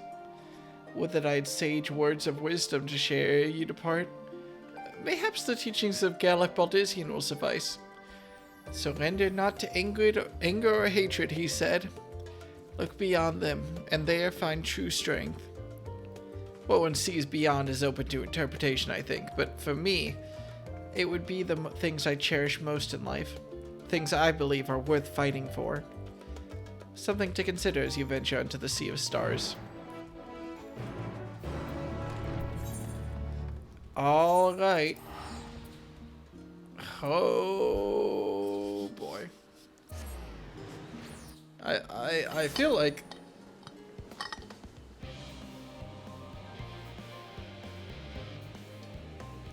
the payoff portion of this payoff arc is finally hitting.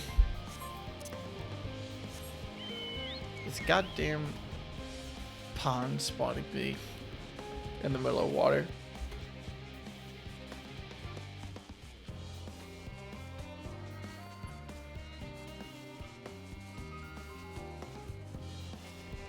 Oh boy, oh boy.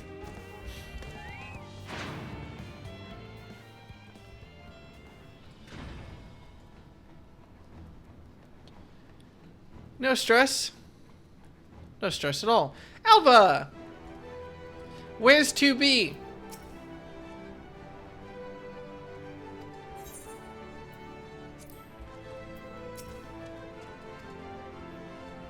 Alva appears to be trying to cheer you on. What a good boy. Pet the baby. I love him so much. Oh boy, we have a couple of dialogues to get through before I can actually do this. Man is said to fear what he does not know, yet you would venture into the greatest of unknowns. I say to you, son of man, that you need not fear. So long as man shares a bond with dragonkind, so too does he share our kinship with the heavens, and our ancient home amidst the stars infinite. I pray you go forth, and prove this bond of ours, tempered and tested, shall endure unbroken for 1,000 years. First the great Exodus, and now this. It seems there's no end to our work. In truth, more than a few gleaners were distressed to learn that their earlier efforts were for nothing. It was no easy task convincing them that the new plan was for the best, I can tell you that. I can't tell you every man believes that this is the wisest course, but I can say that all will be forgiven if you deliver us from the coming doom. And if you don't, well, at least you won't get the earful. I certainly will. Cute. Why are you here? It's troubling enough that the boot sick had left without warning, leaving me to carry all those cumbersome containers, but that he failed to be present to send you off is absurd. What could possibly be more deserving of his attention at a time like this? I presume the raid series, but whatever. I do not know what the raids are for Endwalker, now that I think about it. I know that Shadowbringers is near, but I don't know at all Alliance raids. I don't know what it is for Endwalker. There's no easy thing to say, leave the star to us, but we must, and we will. As proud members of the Scions, we have a duty to uphold, and we needn't do so alone. Those dark days when we were driven from the rising stones and hunted as traitors are a thing as the past. We have allies in abundance now. Which is to say, you needn't worry about us. Go forth in the knowledge that the Scions will labor without rest in your absence. Though our fellow Scions couldn't be here, they wanted me to tell you that no matter what calamity may befall us, they will never give up, and neither should you. No matter how far you may go, we will be with you in spirit. No matter how dark it may seem, your light will shine and endure. Mr. Kyle tells me your investigation into my theories on Akasha and its relation to the final days has made clear the source of our woes. I'm elated to know my work was of some benefit, but I could not have shared it had you not rescued me from the tower that day. I yet owe you a great debt, one I may never fully repay, but I shall try nevertheless. Not only through my research, but through my desire to see you succeed, which I believe may influence the Akasha in our favor, small though the effect may be. Yet, so long as we have hope, there is a chance we may influence the outcome of this calamity. We were quite fortunate that Lorbert's hyperhopper was based on principles similar to those of aetherology. Integrating it into the Ark's existing systems might well have been impossible otherwise. We may have Charlene's wealth of knowledge at our disposal, but theirs is technology far beyond anything we've ever studied. You are familiar with teleportation magics, yes? The momentary conversion of the body into ether that it may travel via the life stream from one physical point to another. Their hyperhopper enables transport through a similar method, but not one involving the life stream. Rather, it utilizes highly condensed ether to create an ethereal current of its own. This current is exponentially faster and more powerful than the naturally occurring ones to which we are accustomed. So much so, in fact, that ethereal conversion of the physical form is not a prerequisite for traversal. If you're concerned about side effects such as ethereal sickness, you needn't be. You should emerge at your destination hale and whole. In theory, at least. At the very least, I can assure you it is safer than the experimental etheroids you used to reach Raz at Han. Is the mother crystal here somewhere? No, I don't see it. That's still there, but that's just the core, so whatever. Moonbreeda has not been on my mind often of late. Moonbreeda has been on my mind more often of late. How different her life might have been were it not for our research into teleportation magics. Perhaps she would never have gained an interest in atheological studies. But she'll have hated our work out of misplaced guilt for who she could have been would it be a disservice to the memory of who she was. Nay, it was because of her that we found the resolve to carry on. And now we stand at the edge of a new frontier, with a ship ready to bear you unto the distant stars and beyond. The Ark is as much her accomplishment as it is ours. I regret nothing. So, this is the ship that will bear us unto Ultima Thule. That, even whilst some in Blumrita should be in attendance, is most unexpected. But I am nevertheless heartened by their presence. I like that everyone here gets like a paragraph and all the Scions get like a sentence. For so many to see us off like this seems wholly unnecessary. Still, I'm not begrudge them for wishing us well. I mean, I get why, it's because we already spoke with all the Scions, but still. This is the pinnacle of aetherochemistry, a synthesis of modern innovation and the ancient wisdom of Alag.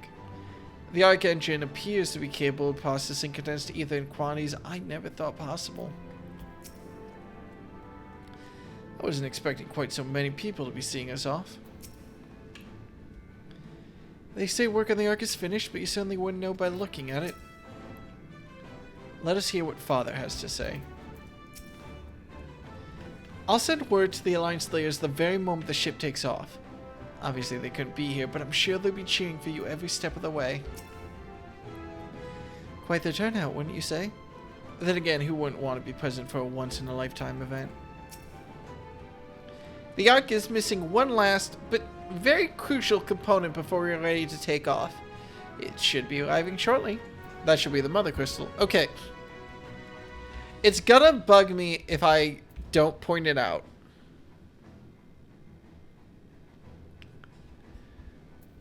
I like all this. This is also why it bugs me that all the other stars in the universe are dead.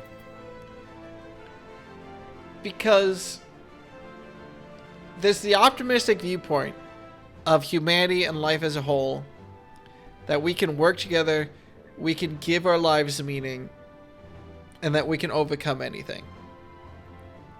And then there's the viewpoint of this game, which that everyone else in the universe got, or at least all other known places in the universe, got absolutely fucked.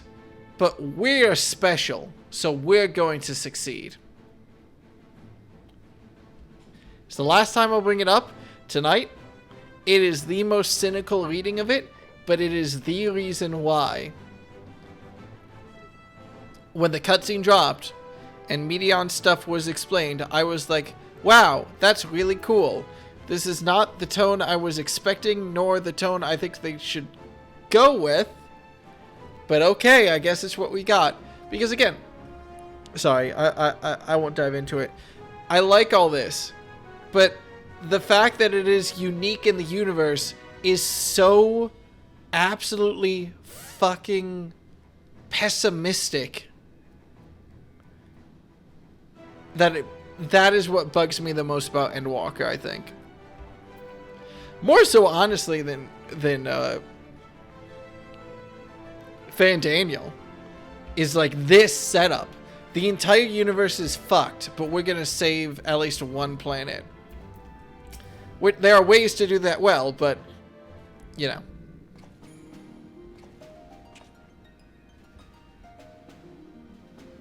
Must be nice to not have those thoughts. I'm a little bit confused, but whatever. Hey, it's the, I recognize this music. Only because it's the login music. Is it Highlands theme? I mean, it's the base, it's a Final Fantasy song, or whatever. And accounted for. Good. In this game, I think they've used it as like Highlands theme or something, I don't remember. As you will have heard, the Ark is ready. All that remains is to board and be on your way. I've seen my fair share of tight schedules, but this was bloody murder. What's up, man? But we did it. We finished the ship. It's safe, fit for purpose, and looks good to boot. Aye, it's a garland through and through. You did like I really 2% don't of know the what work. we'd do without you. Thank you for everything. Ah, don't mention it. Ever since that episode with Omega, I've been toying with the idea of star-faring vessels. And as they say, necessity is the mother of invention. We've learned a lot, let me tell you. In case you're wondering about payment, the ongoing existence of the world ought to do. But feel free to throw in a colorful recounting of your journey on your return. So, have you thought of a name? A name? Wasn't everyone just calling it Father's teeny tiny toy boat? Well, seeing as its purpose has changed, I thought a more eloquent name was in order. I suggested as much to Fortuno, who seemed quite amenable to the idea.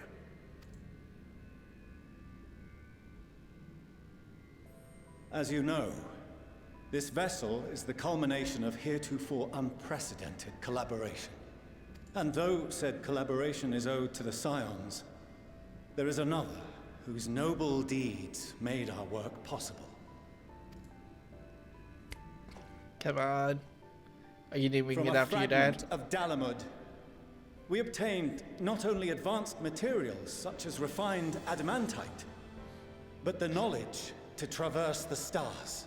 Arky McArkface is a great name, and Lex, I will read that after this Would not have found cutscene. its way to us had the Archon Louisois not fought to protect this world, and in so doing, laid down his life.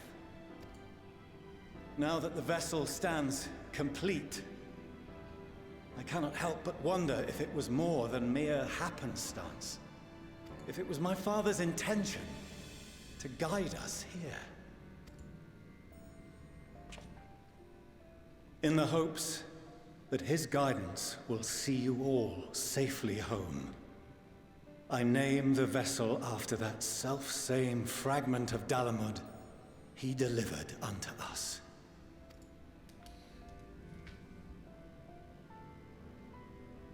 The starship Ragnarok.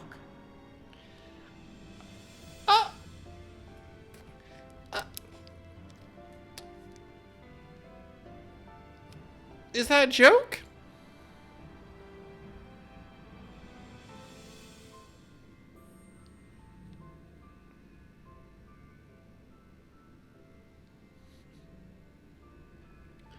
We're naming a vessel to Sorry save. for the wait.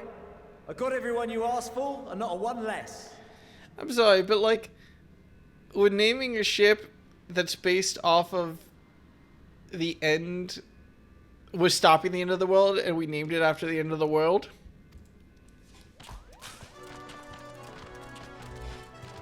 Oh, shit. No, what a bad time to drop my pen. I'm looking, I promise. What are you all doing here? Who gave you clearance? Oh, I invited them. The representatives of those tribes with religious inclinations. You've done a fine job of readying the Ragnarok, but for it to take flight, we'll of course need the power of the Mother Crystal. Given its immense size, however, transporting it would be an absolute logistical nightmare, not to mention we'd need to shatter it into tiny shards for feeding to the engines. But a brilliant idea came to me. We convert the crystal's energy into forms that can transport themselves! Living way?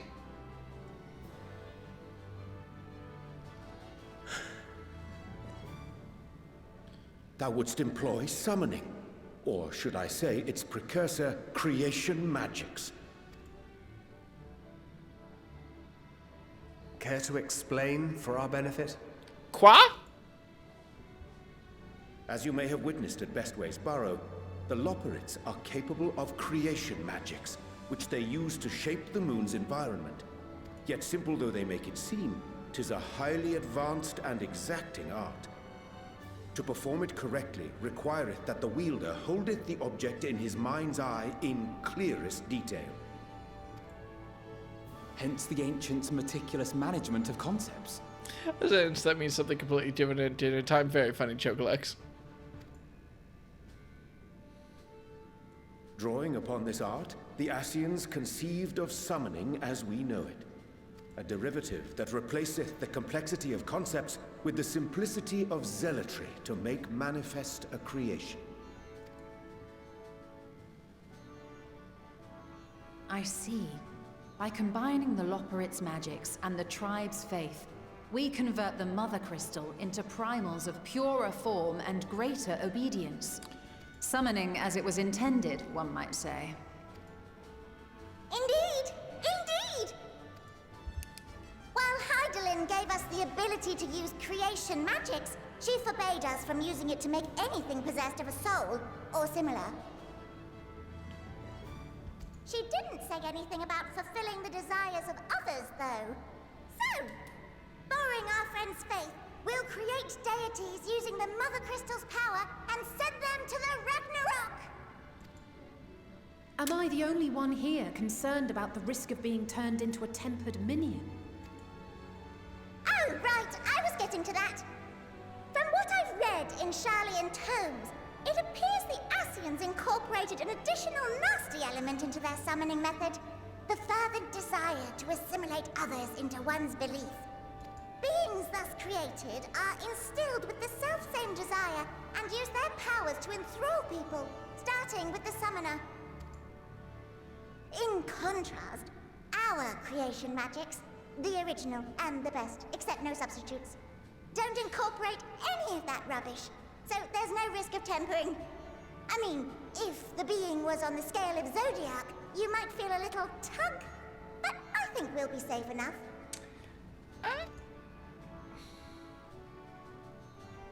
Truth be told, I do not understand the intricacies of this plan. But none of us would ever turn our backs on you.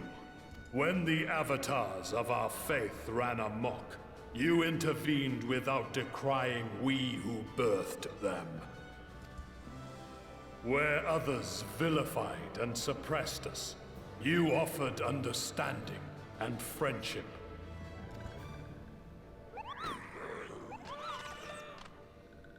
In gratitude, we will share with you the true expressions of our gods. Not malevolent deities, but benevolent saviors. Alright, you lot, we're heading to the ethereal sea.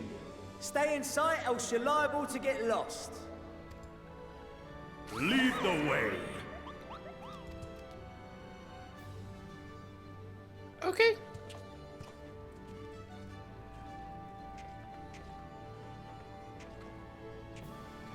May we have a moment? In anticipation of the day man might journey to the stars, we developed these.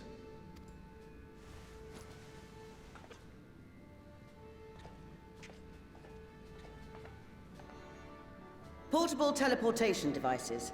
One for each of you, designed to work in tandem. Press the button on one, and in a matter of moments, all 8 will activate and send their owners back to the Ragnarok. There is no telling what hazards you may encounter. If you find yourself separated or lost, please do not hesitate to use them. Be safe, all of you, and come back. Okay, well, we have that gun on the wall now. Cool. You as well. I pray you take care.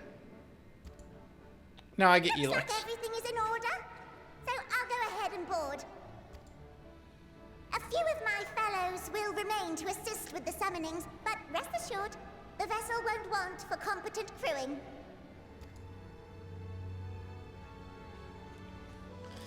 Oh, thank God that she's coming with us If to you act are as our ready, captain.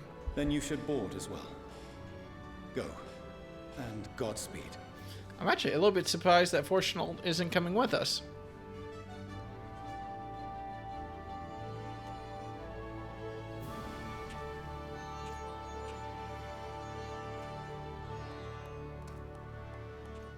I mean, I won't complain. I will not complain.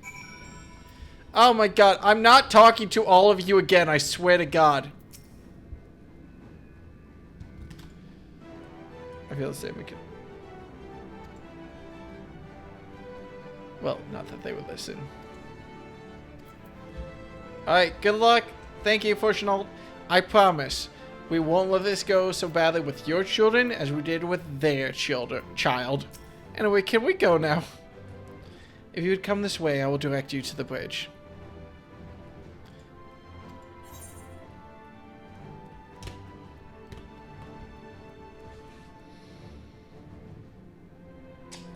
I really want to make popcorn, but I shouldn't. Let's go. Let's fucking go.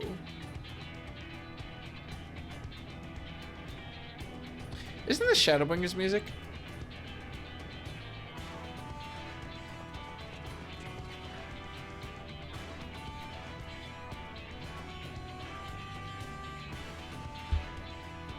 Excuse you. That low poet is playing Galaga. Just saying. Sleeping Way, come on.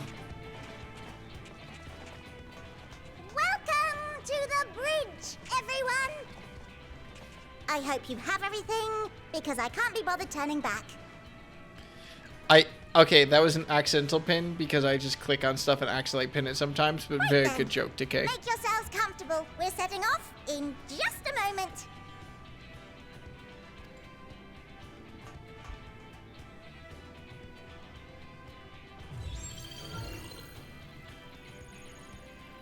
This reminds me of the consoles in the It's incredible. The MSQ roulette dungeon. I can't remember the name of Castrum something.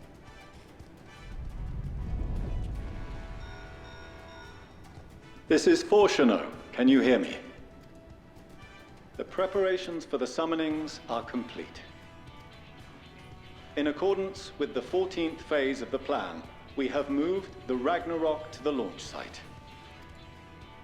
The gates are open. You may depart when ready. Praetorium, thank you. So, are we ready? I kind of have to pee. As ready as we'll ever be. Let's get going. Alize? Oh, come on. The burnt out star's got more fire in its belly. Try it again, with feeling.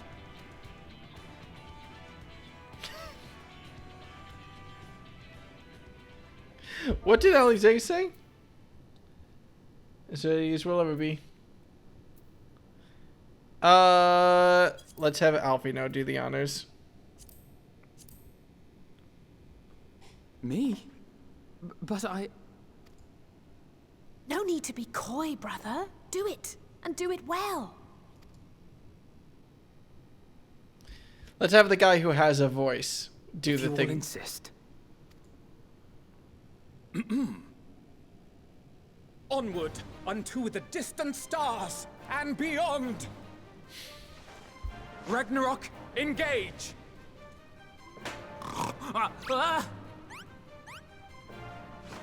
Engage! Engage!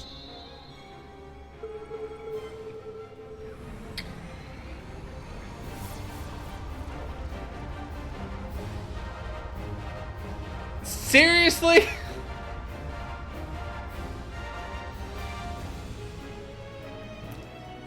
What the fuck was that, Alfino? He did a voice! Oh!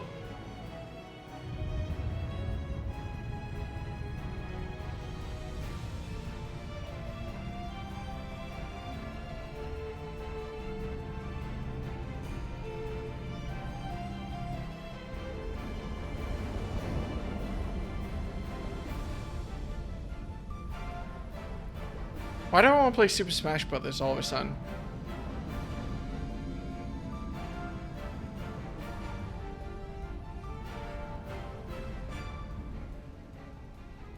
Is it gonna do like the whoosh thing?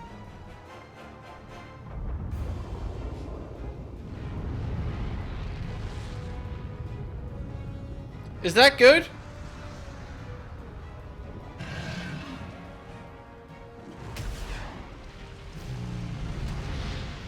Yeah, I think that's good.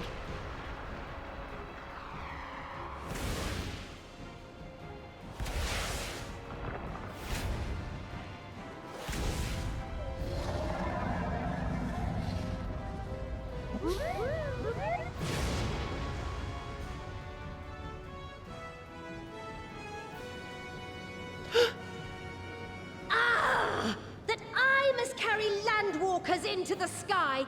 I cannot imagine a greater indignity. Oh, I thought it was Shiva for a second. Do not sulk so, for thy mighty winds exist not only to buffet and batter. Nay, they may serve also to thrust forth with vigor.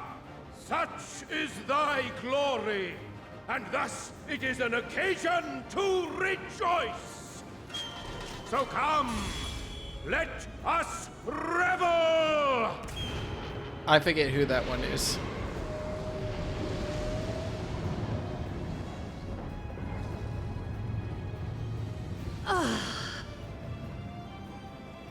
So long as the wind blows freely, I suppose all is as it should be in creation. Is Shiva gonna show up? I will render unto them a storm, that they may pierce the firmament and fly free!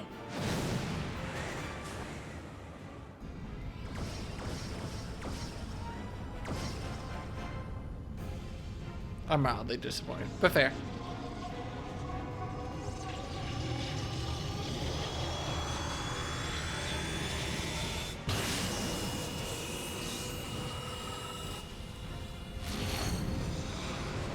Oh!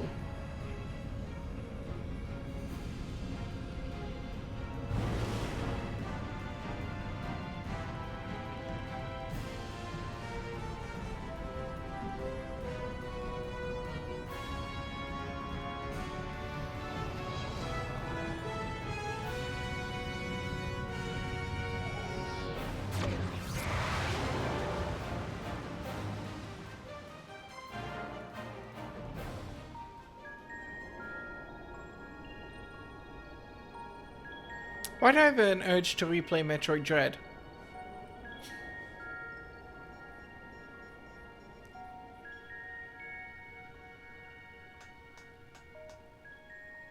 Still in one piece? Good. Sleeping way? Report? All's well. Fantastic, even. Thanks to the power of those primals, the engines are roaring and we're ripping along. All values are also within protected ranges. Time to destination is 8 carats. Perhaps 7 at a pinch. How long is that in human time? Let's go over some points of caution. Our destination, as you know, is Ultima Thule. Lest you wonder, the place is not a star so much as a patch of emptiness. Okay. That's the extent of what our equipment could determine, anyway. From what we know of Meteion, she's likely used dynamis to obfuscate her location. So, in conclusion, we'll only know what's there when we get there. The crew and I will see to it the ship's ready to take off at a moment's notice. We'll support the search as best we can, but it'll be your paws on the ground, assuming there is any. But everything will be fine, I'm sure. Heidelin believes in you, so you ought to believe in yourselves. Just don't do anything I wouldn't, like waiting too long to use those portable teleporters of yours. Personally, at the slightest sign of trouble, I'd mash the button to bits, and you should as well. Understood. We promise to be careful. I suggest you brace yourselves. We're about to arrive, and the vessel will shake a good bit. Damn, that was fast. Oh. Uh-oh. Is that good? Is that just telling us to brake? Should you brake? What is this? Something is... interfering with the equipment.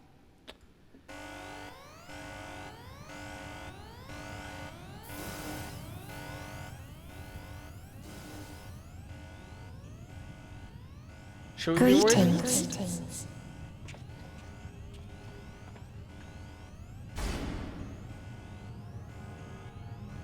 Can you turn your voice? Okay. Y'all can see that. Can you hear me? Y'all can see that too, right? Meteion.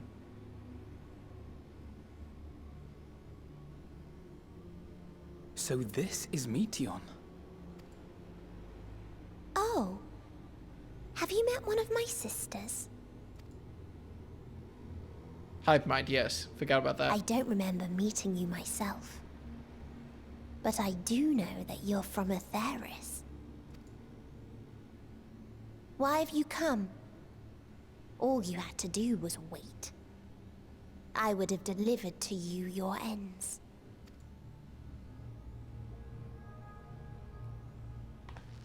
We didn't ask for that. I don't understand.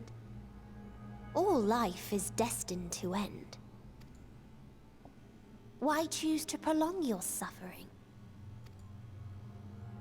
Effort, ambition, love, they amount to naught. Happiness, should you find it, is inevitably lost, stolen away by events beyond your control. There is no logic nor meaning in it. You think there is. Convince yourselves. But it's all a cruel accident.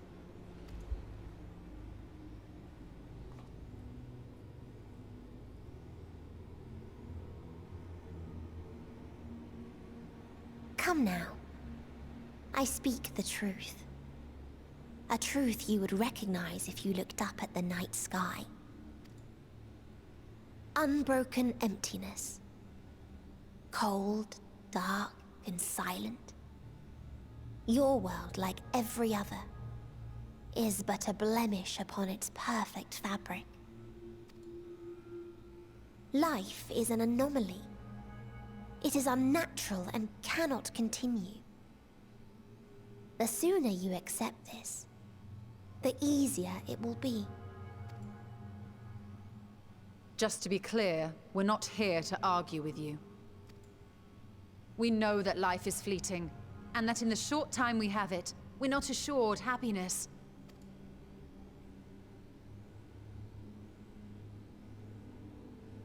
Indeed.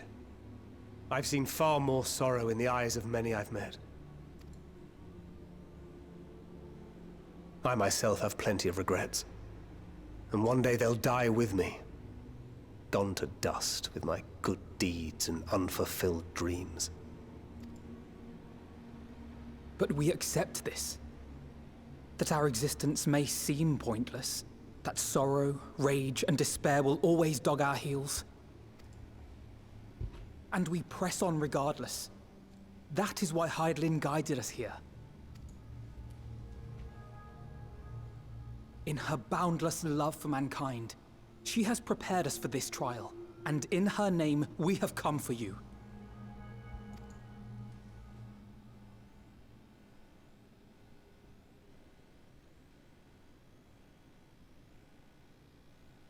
Yes, I sense it. A burning passion like unto fury. I know it well. For the same passion once burned in many a star before yours.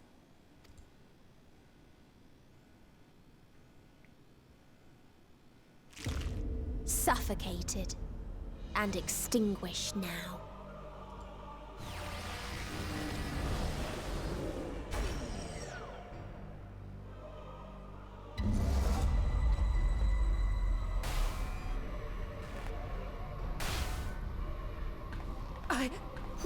I can't breathe.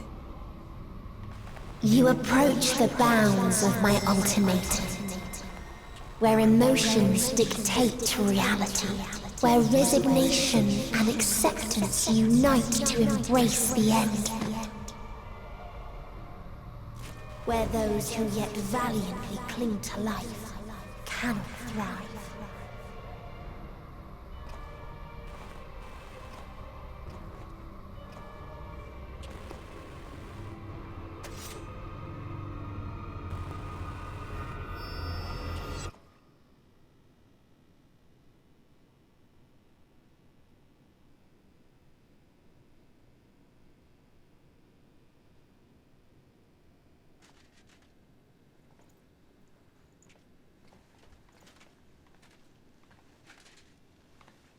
By the Fury.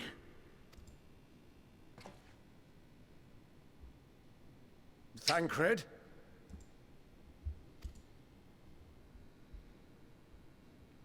Oh my god, he got Meteor was Thancred. gone as well.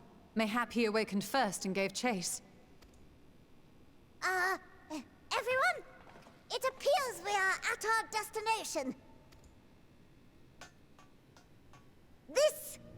This is Ultima Thule.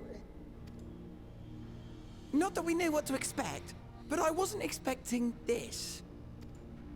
From atmospheric composition to ambient temperatures, all reading to within permissible range. This place is capable of supporting life.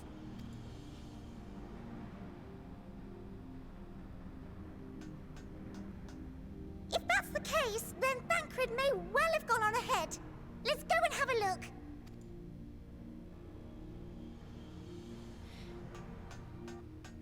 Meanwhile, I want the rest of you to perform a full inspection of the ship, as well as a biological scan.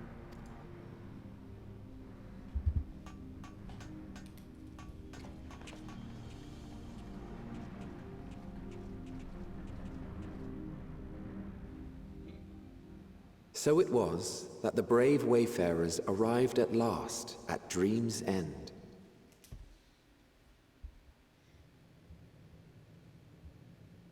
In following their path walked and history written, I am made keenly aware of one truth. Though the curtains may fall again and again, so long as others take the stage, ever shall there be more tales to tell. So, let them bring it to a close, I say. Let the curtains fall upon this, the final chapter in the tale of the star.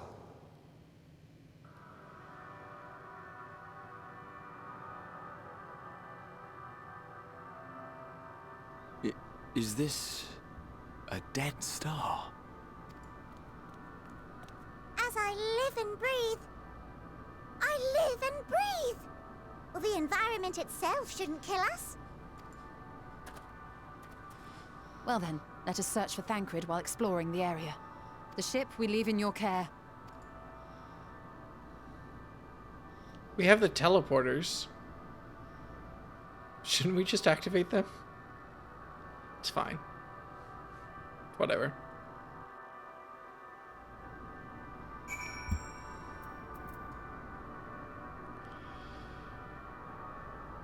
Well,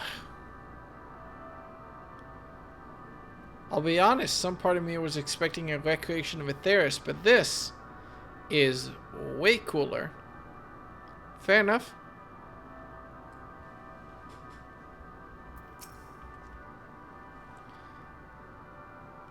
If I could lose my footing at any moment, we must be careful.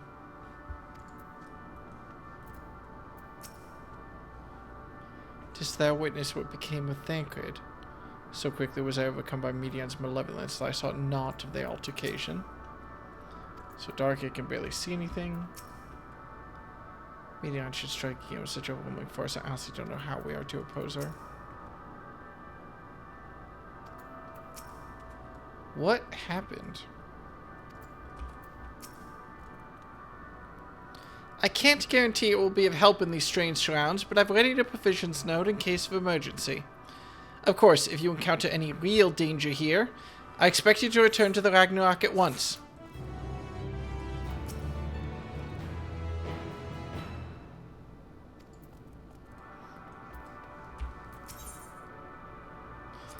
Yeah, let's just go ahead and repair everything I have, please.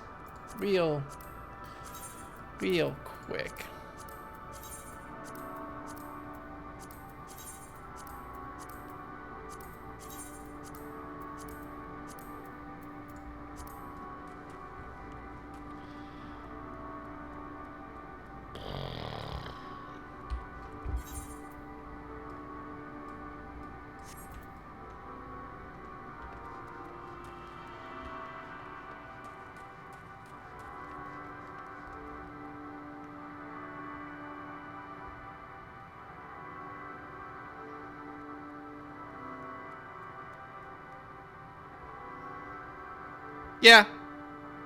Yeah, this is cool. This is cool.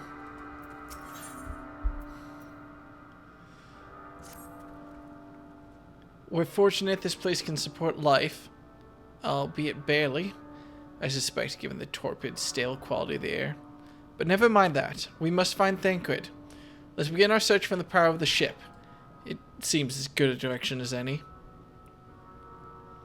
Try not to stray too far, lest we lose sight of one another.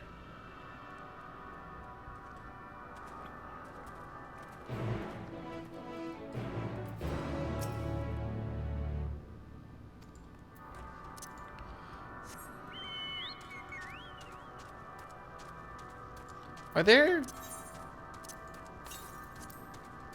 Yes, there are ether currents here.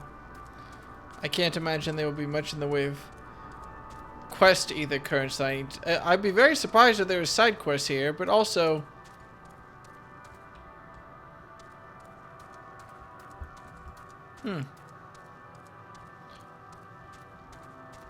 What are you? A corpse. Never mind. What are you? That makes sense, actually. Yeah, sure, dragons are here. That makes genuine sense. That's not fun. I'm going to avoid you now. What is that?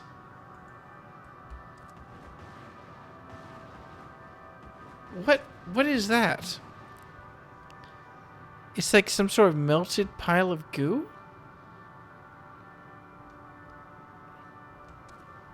What is...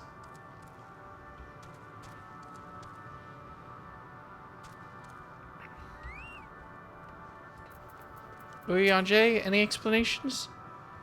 These remains have long since turned to ash, and yet they retain their form.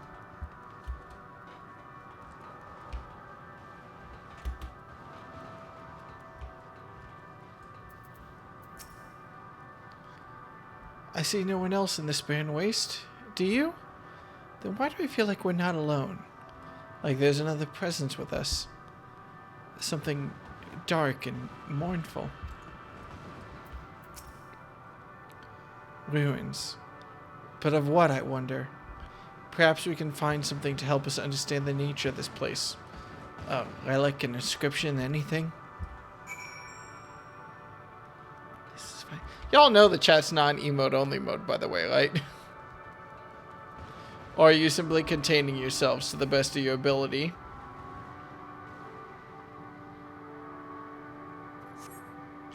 The metallic pillar has been partially melted, likely sometime in the distant past. The damage does not appear to have been inflicted deliberately. Rather, it comes to mind that indiscriminate destruction often wrought in the heat of battle.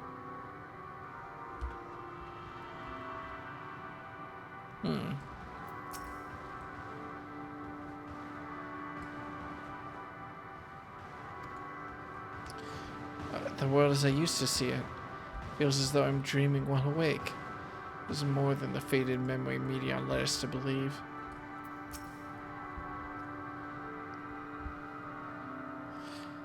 Look here. This part is relatively intact. The intricate design at the top suggests it is man-made, though its builders were surely not men as we conceive of them. The flooring looks a lot like... Having said that, I swear I've seen this pattern before. Is this not...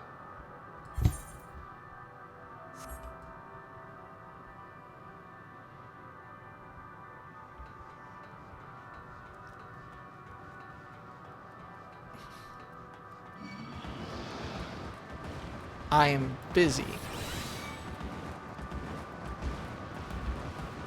Hush.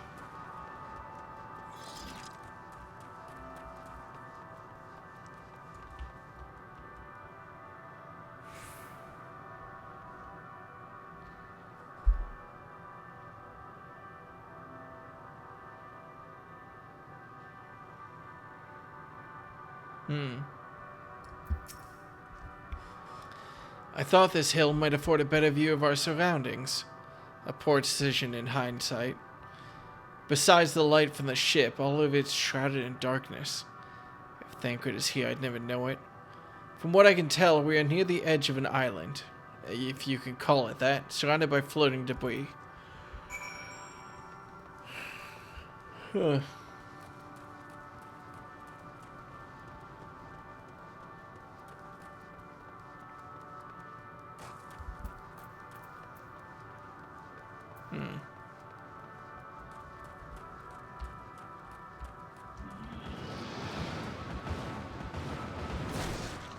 There's like 3 different things this could be.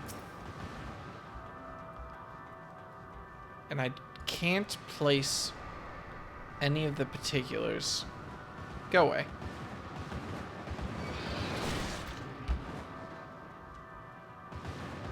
There we go. I was a foot away from leash range. Whoopsie daisy.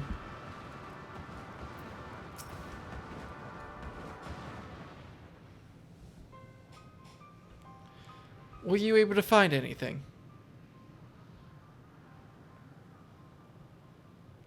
As I feared, and still no trace of Thancred. Thancred, whatever. There's nothing but emptiness as far as the eye can see, which, unfortunately, isn't very far.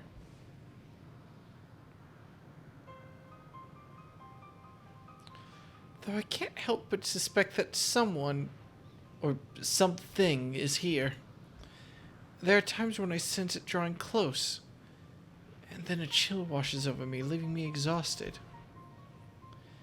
Leaving me with feelings of death and anguish.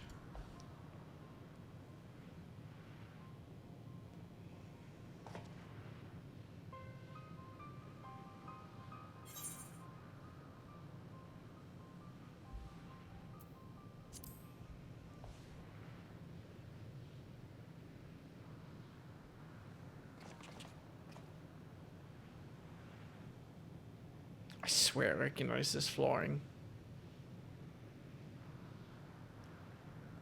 What are you talking about? There's nothing there.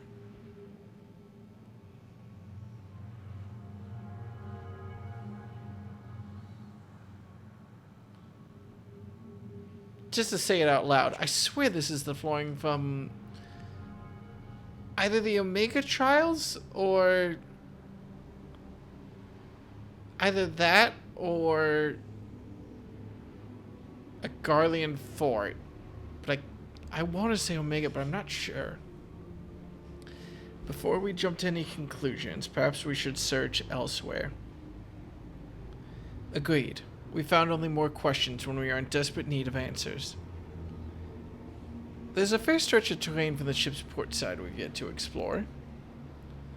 Let us try searching there, then.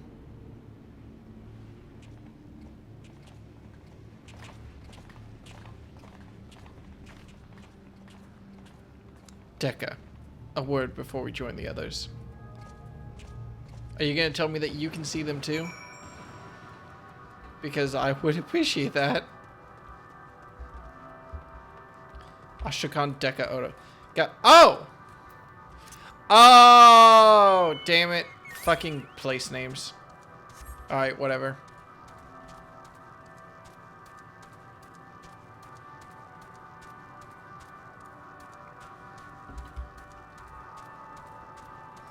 Well, I have a new guess. But I kind of want to save it until I have some more information. Because it's a little bit out there, but... Is that planet exploding? Whatever it is, it looks neat.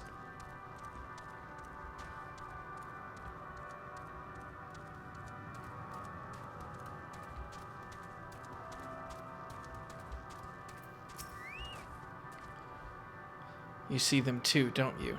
The dragons. As I thought. Their presence is tenuous at best, but there's no mistaking it. No doubt your bond with Midgard Summer, and mine with Nidhogg, is what allows us to perceive them. Could these apparitions be related to the dragons that now live on Etheirys?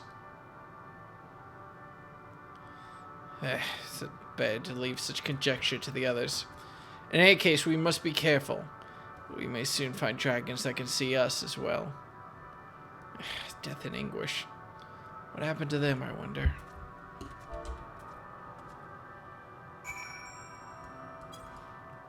Oh, they can see as well.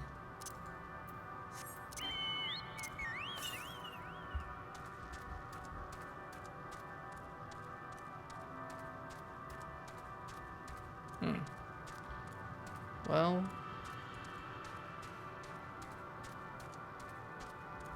There's our Aetheryte.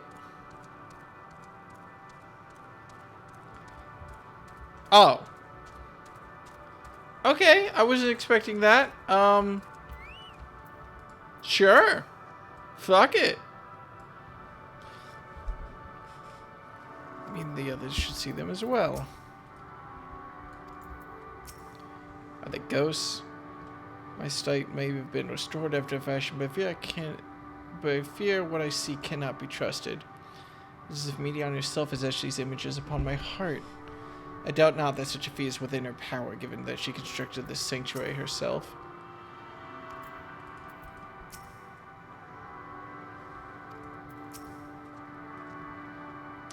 Seems these dragons have yet to become completely dark and displace me. Yeah, sorry.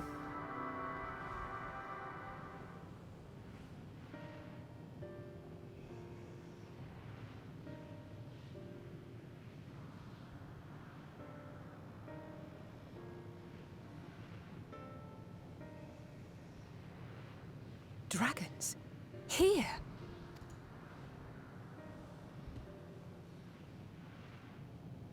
What you see is a memory of a world that once was.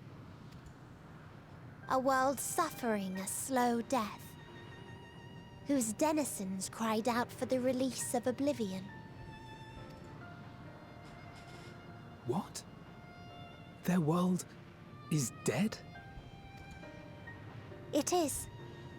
Not a single life remains upon that husk floating in the vast emptiness. These creatures are shadow and shade, perpetuated only to suffuse dynamis with their unending lamentations. Our friend Thancred. Where is he? A strange question.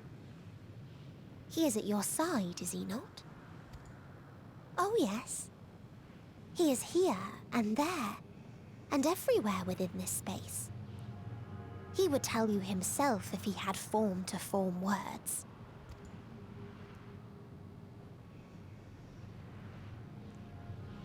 Huh. Such loathing and uncertainty. You don't know why you still exist. In like manner to the oblivion I send. I tried to drown out your ether with dynamis. Beginning with this Thancred, who came at me despite being unable to breathe. Such a simple thing, unmaking men. In the blinking of an eye, he was gone. Didn't even have the chance to be transformed. Yet somehow, he managed to leave a slither of himself behind. What you call the heart? Or perhaps the soul. In his final moment, he cried out from it. A single word. Survive. That wish proved stronger than the despair that ruled here. It overpowered it, causing this space to be remade. Into a place you can perceive, and where life can endure. That you draw breath is proof that his soul lives on. For how long, however, remains to be seen. Well then, we should hurry and tend to business. Huh?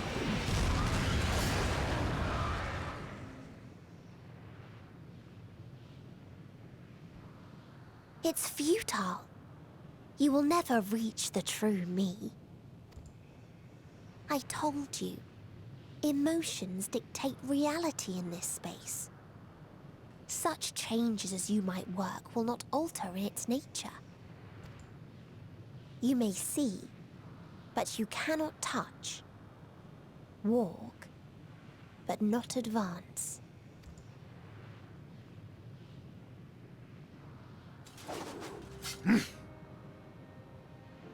Meteion holds too much sway here. How do we contend with a foe who can unmake us on a whim?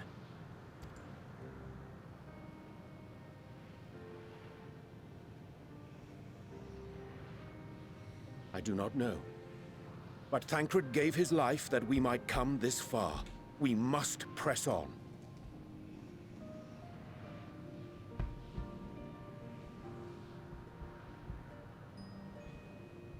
Making a note.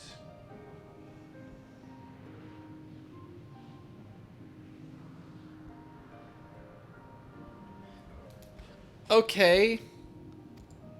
Agreed. We cannot turn tail here. Not without something to show for our comrade's sacrifice.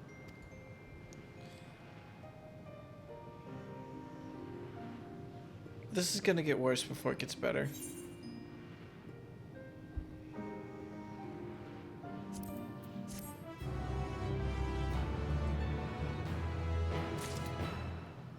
This is gonna get so much worse before it gets better.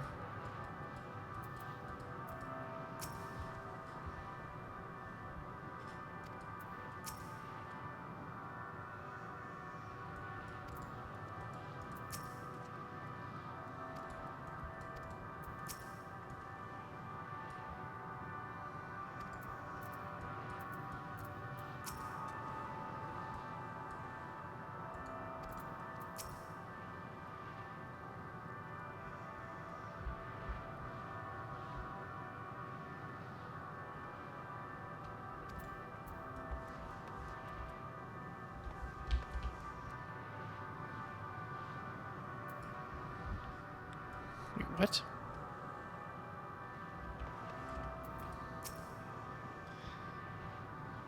That I might see again his sacrifice must not be. I assume she's referring to when Thancred and her barely survived the banquet, but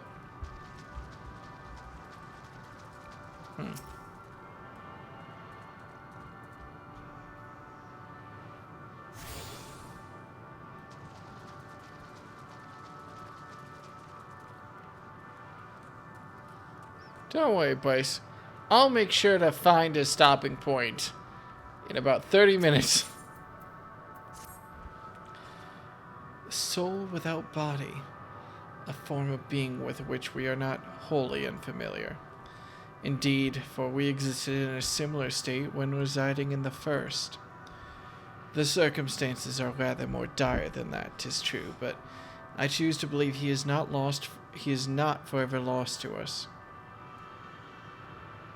Regardless, in sacrifice he hath afforded us a chance to prevail. Let us not squander it and ascertain the nature of this realm that we might confront and defeat Meteon. Estinian, Deca, would you accompany me in speaking with these dragons? Mayhap they can enlighten us. I would ask the rest of you to survey these surrounds. If there is a path that may lead us to our quarry, we must find it. Very well. We can reconvene here when everyone is finished. Meteon said these dragons are shadow and shade, from a world whose denizens sought oblivion. As such, they do not like to be amenable to company, let alone conversation. So please, be careful.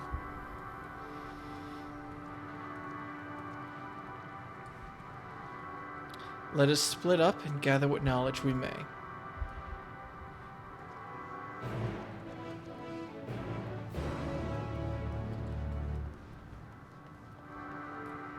Ho! Ho!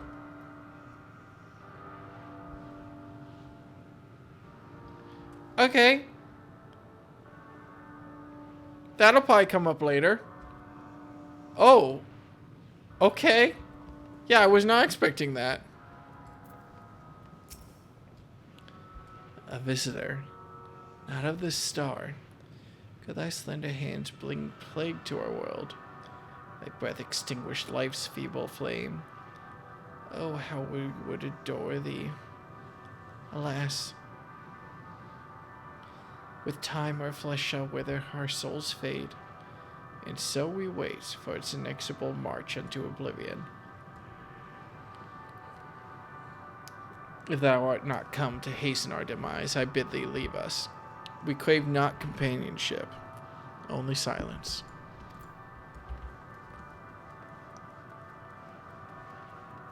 Well, they seem like they're fun at parties.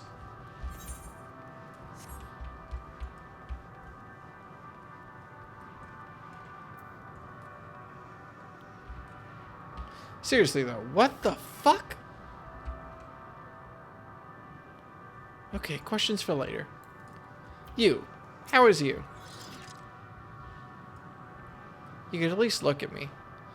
Beyond that distant veil. Paradise lost. So glorious, so beautiful. We were a proud and noble race. Strength embodied. We knew only love before they came. Metal monstrosities of black and silver. No bond of blood did they share, nor conviction did they have to guide them. A crushing defeat. Never had we known such shame. Stilled now are the winds, though none could fill these wings burdened by ignominy. We fly no more, only sink into oblivion.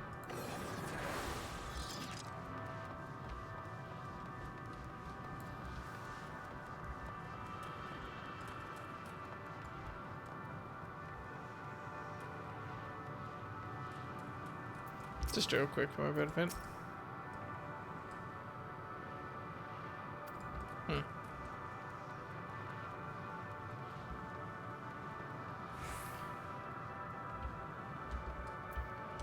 But is there an ether car nearby? No. Okay, sorry if I'm not feeling talkative. I need to get my voice back, basically. That was bid me speak. Folly. I observe the lesson of stone. I shall not fly, nor speak, nor roar. Only watch, and wait, and end. But one sight yet stirreth my blood, tempteth me to raise my voice in lamentation. Amnol, the cradle of unsung dragons. No words, no songs are possessed of the weight to describe such tragedy. Go, if that be thy will. I shall remain.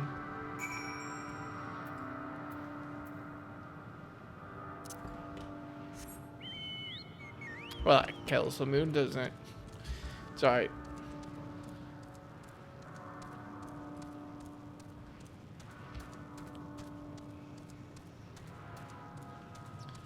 What the fuck happened here? Is this... I have so many questions. Mostly concerns. I mostly... Oh. Oh no.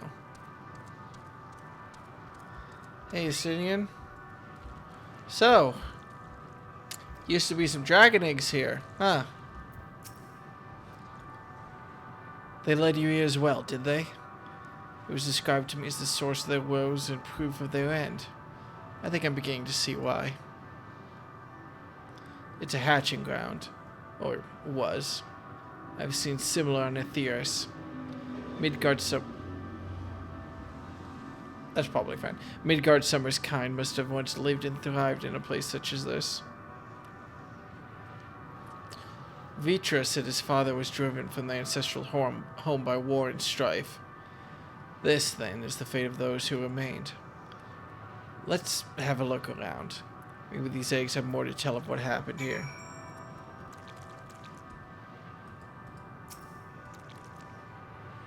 Oh. Inside the shattered egg, you find the remains of an unborn baby dragon. The body has already begun to decompose. The gelatinous half-dried membrane covering the corpse suggests it failed to emerge.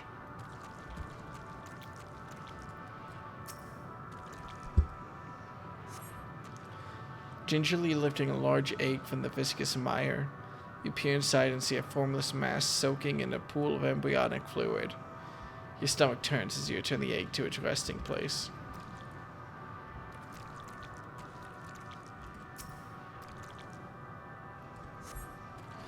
A murky liquid is pooled inside this eggshell. The noxious feeder is indicative of contamination. Okay. A literal plague, then. But this egg looks fine. The egg appears to have been broken from the inside out. Perhaps the dragonette within succeeded in hatching. What's this? I thought all the eggs had been ruined. If the dragonette was indeed hatched, there is no sign of it here. or sire for that matter. We should look for them. You start with the cliff tops, and I'll search the plains.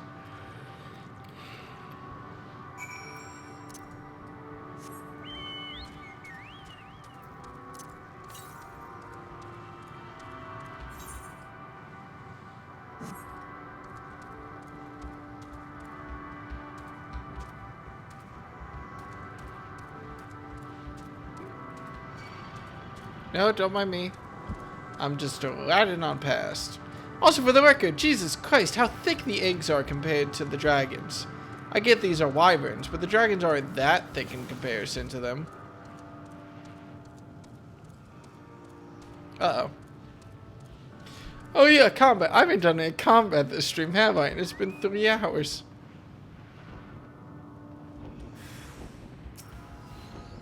Oh no.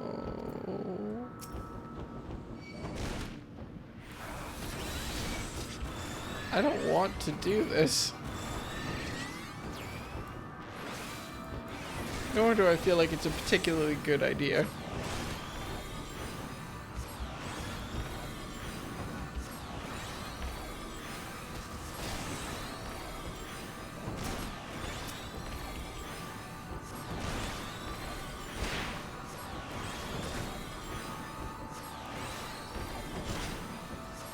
Okay.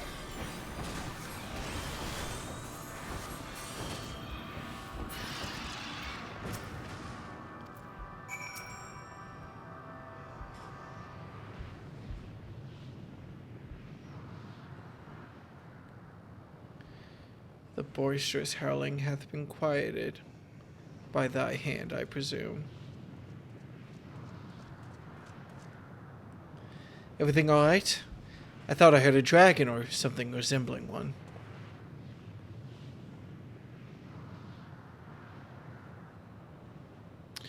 Ah, I see what's happened here. Was that your child? Perhaps. Some eggs within Omnol are indeed mine. If life within one did quicken, the beast thou hast slain may be of my brood. Yet I do not recognize it, twisted and malformed as it is. Not a dragon in truth, but a reminder of our failure. A testament to our shame. Explain.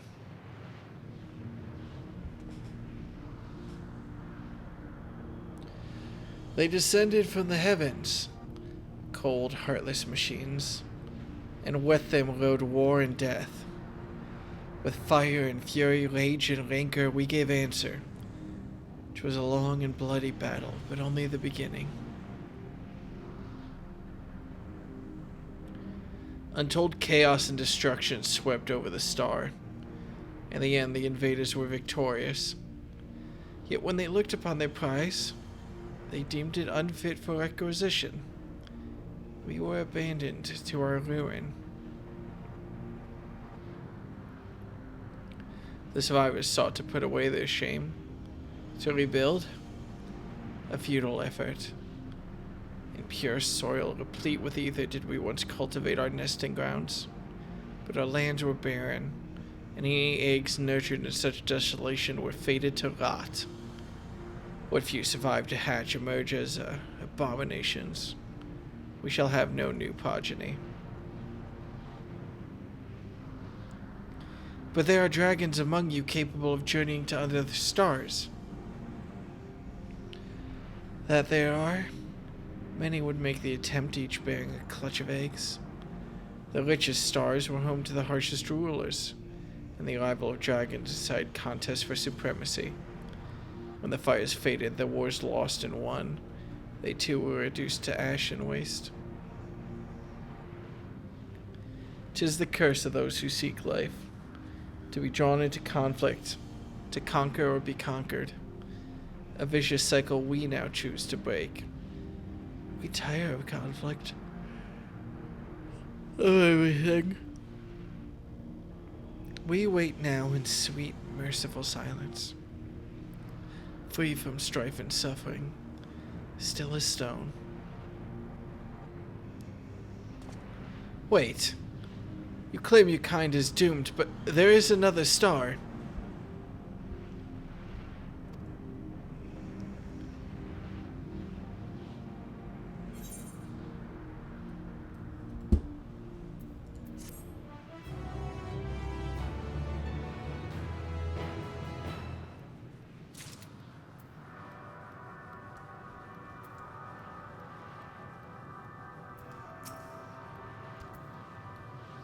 Okay.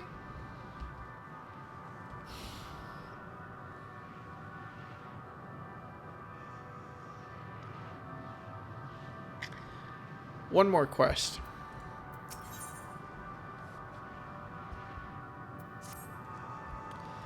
They want only to brood in silence, to be left alone with the grief until time itself comes to an end. The sole reward for senseless bloodshed. A pain I understand, and wish that I did not. What fools we were. But now isn't the time for such thoughts.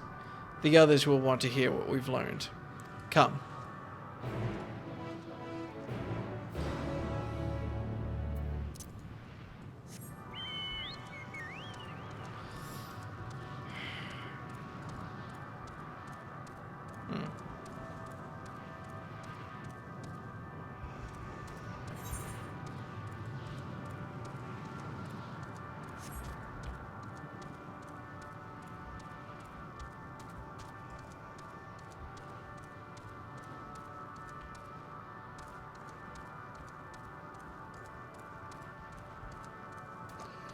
What is the end goal of this zone?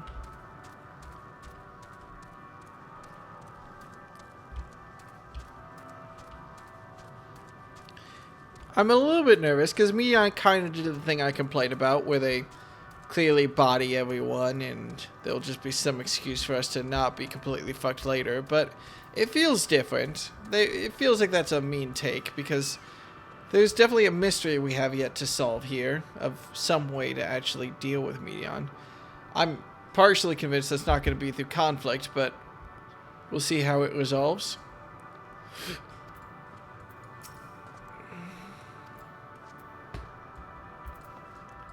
I'm a little bit nervous too of the company of 8 being reduced to 7 and anyone else we might lose on the way.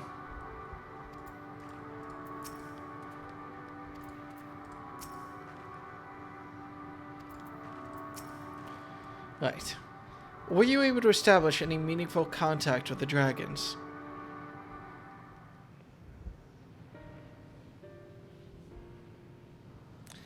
I see.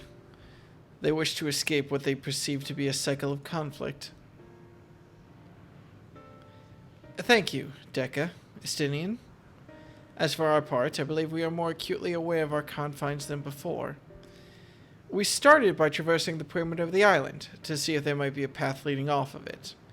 Sadly, there was nothing to be found.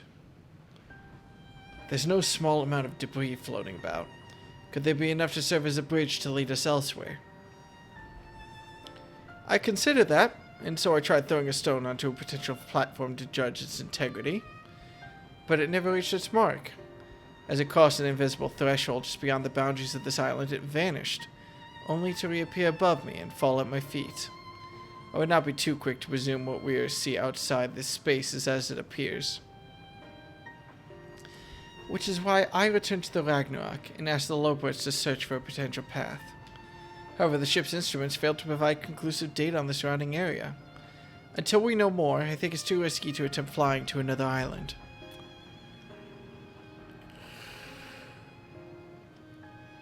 What Medion told us before, that emotions dictate reality here, might be the key. But I'm not entirely sure what emotion might manifest a bridge to lead us to safety. So what you're saying is we've no way forward. At present, if it is indeed emotion that governs this island, perhaps it is not the Medions, but the dragons that holds us here. They tire of conflict, and have chosen a path of oblivion to escape it. Or rather, they have chosen no path at all. meaning there's no way for the dragons or anyone here on the island to advance.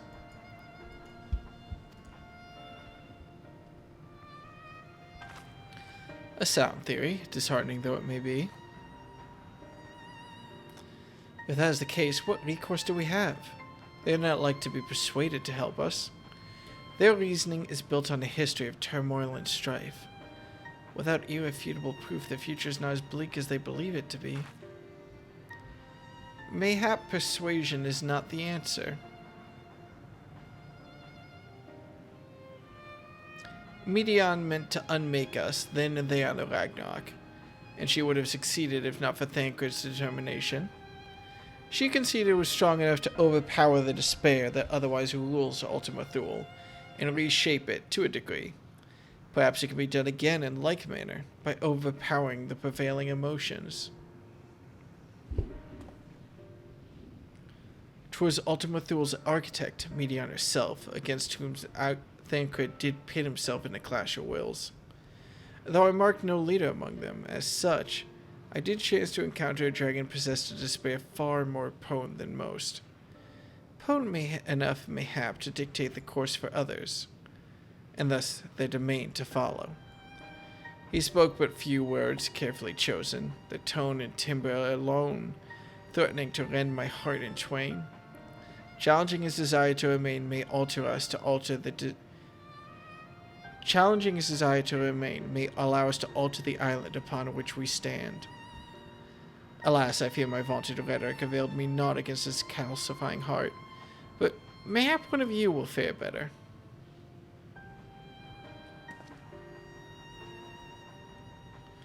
Then I shall guide thee. Alend, they call him, in the dragon tongue. That will find him nearby, eyes fixed upon the water. Well, what have we to lose? Let's get going. Okay.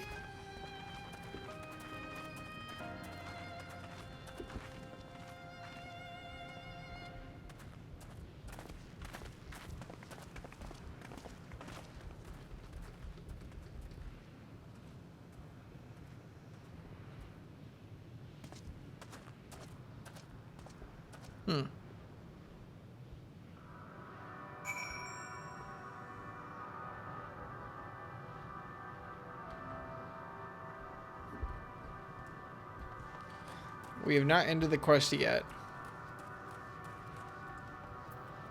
Though I thought we did. Maybe we'll go through the first island if like this ends on a cliffhanger or something. Maybe.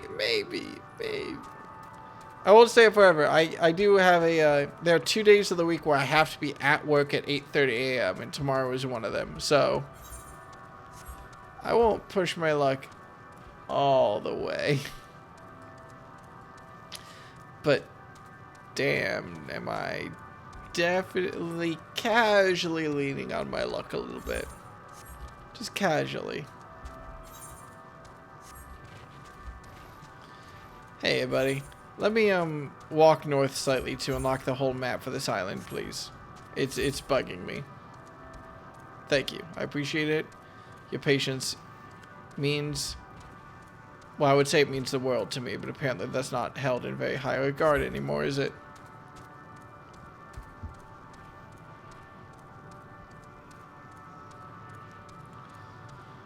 Right.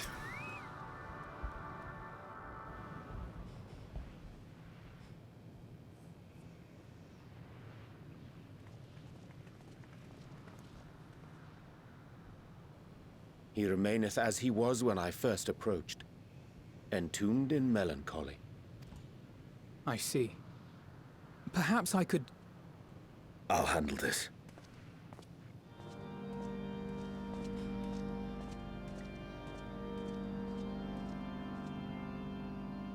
Are these dragons real? So, waiting to die like all the others, are you?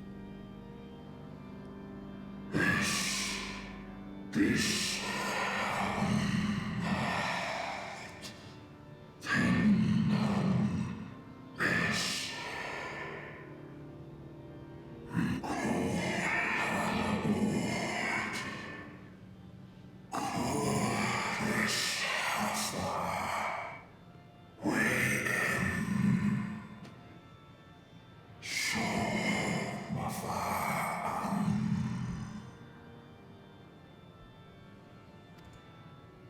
So you say. Yet your kind has found a new beginning on our star. One of you braved the Expanse, bearing with him a clutch of eggs. They and their children now rule our skies, their song heard by all.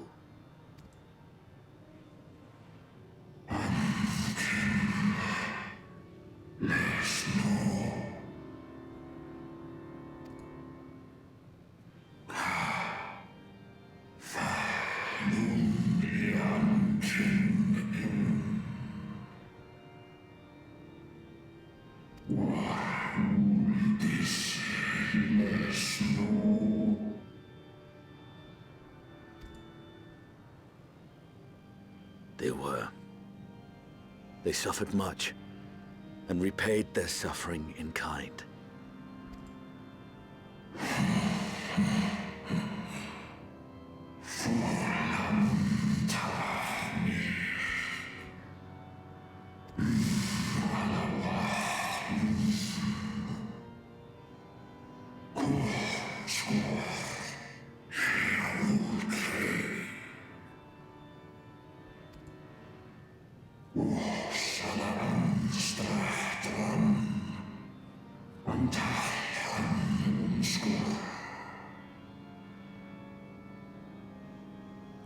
Sorry, that's the end of his sentence.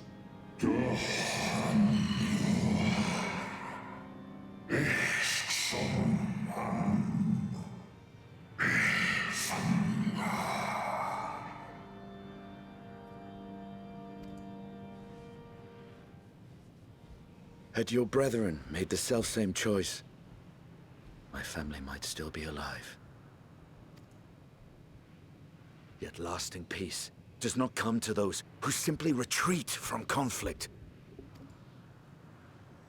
No, you must be willing to confront it, to stare into the face of your foe, and see yourself in him.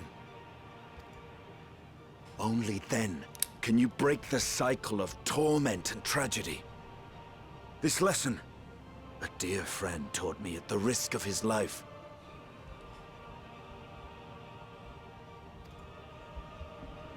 There is no nobility in your penance. You wallow in self-pity.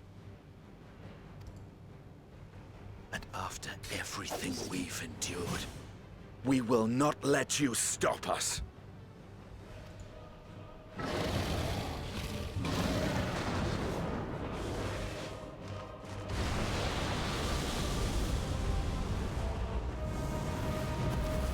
Estinian! Stay back!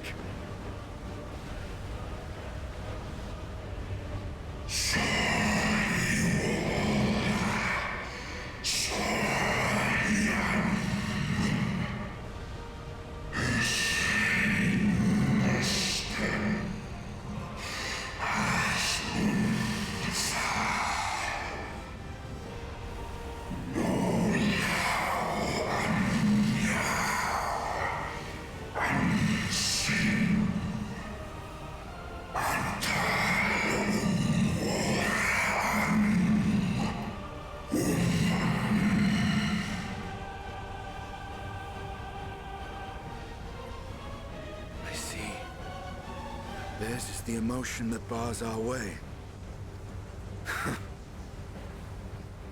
The rest is up to you.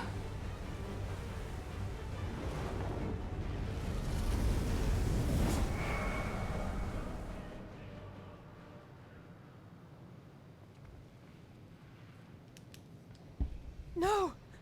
Not Estinian too!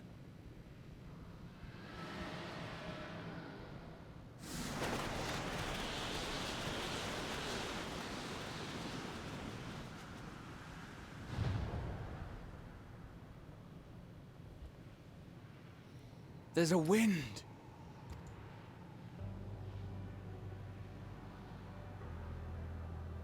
He's opened the way for us. Sacrificed himself to remake this place, like Thancred did. Oh, Alphino.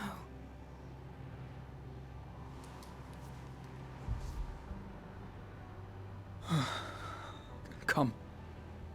Let us follow the wind. It will not lead us astray. He would not.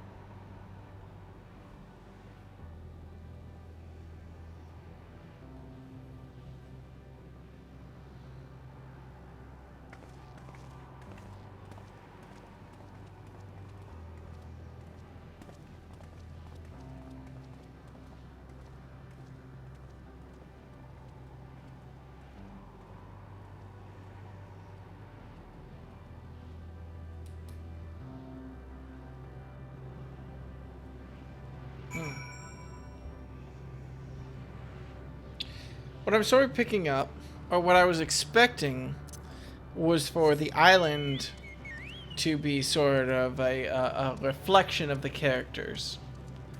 Like this being like a reflection of Estinian's own, like, sort of like psyche coming into, and more importantly coming out of, the Dragon Song War. Being tired of conflict, of feeling a disdain, but ineptitude almost towards others. So him disappearing was not how I expected this to resolve. But I suppose we'll see who the next island reflects.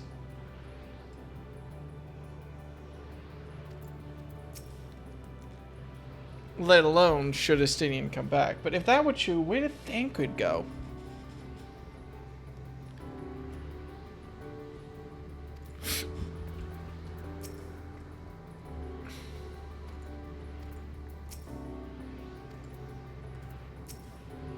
Look there, the wind.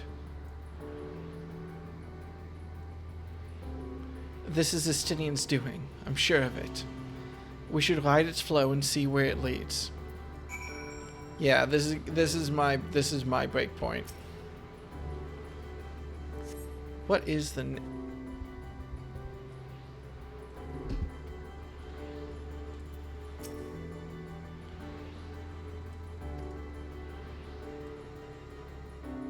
what in the unrendered?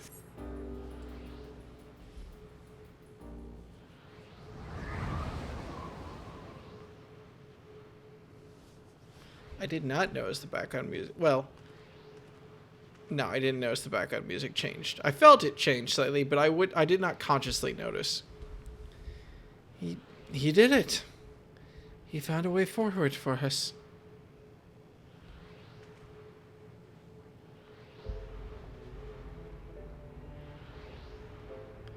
The dragons remain trapped within a prison of their own making, lamenting the horrors of war. Yet Estinian knew them better than most. He was a man of honor and a dear friend, willing to fight to the very end for what he believed was right. And he's still fighting Alfino, just like Thancred. Their sacrifices are why we can survive here, why we still have a chance to stop her. Even in spirit, they're unwilling to give in to despair, and we mustn't either. Alize is right. We must press on, for their sake.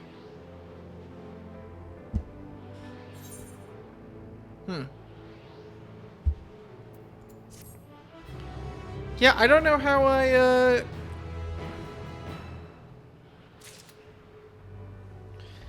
don't know what I expect. But that will be it for me for tonight.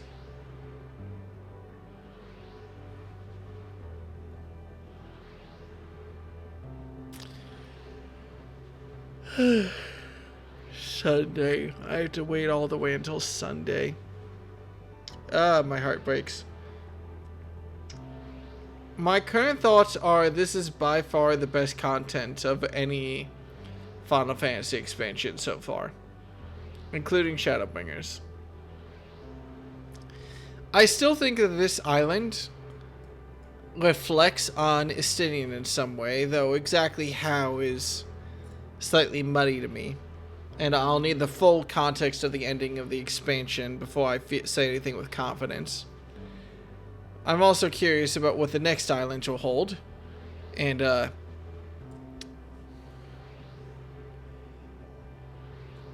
confused about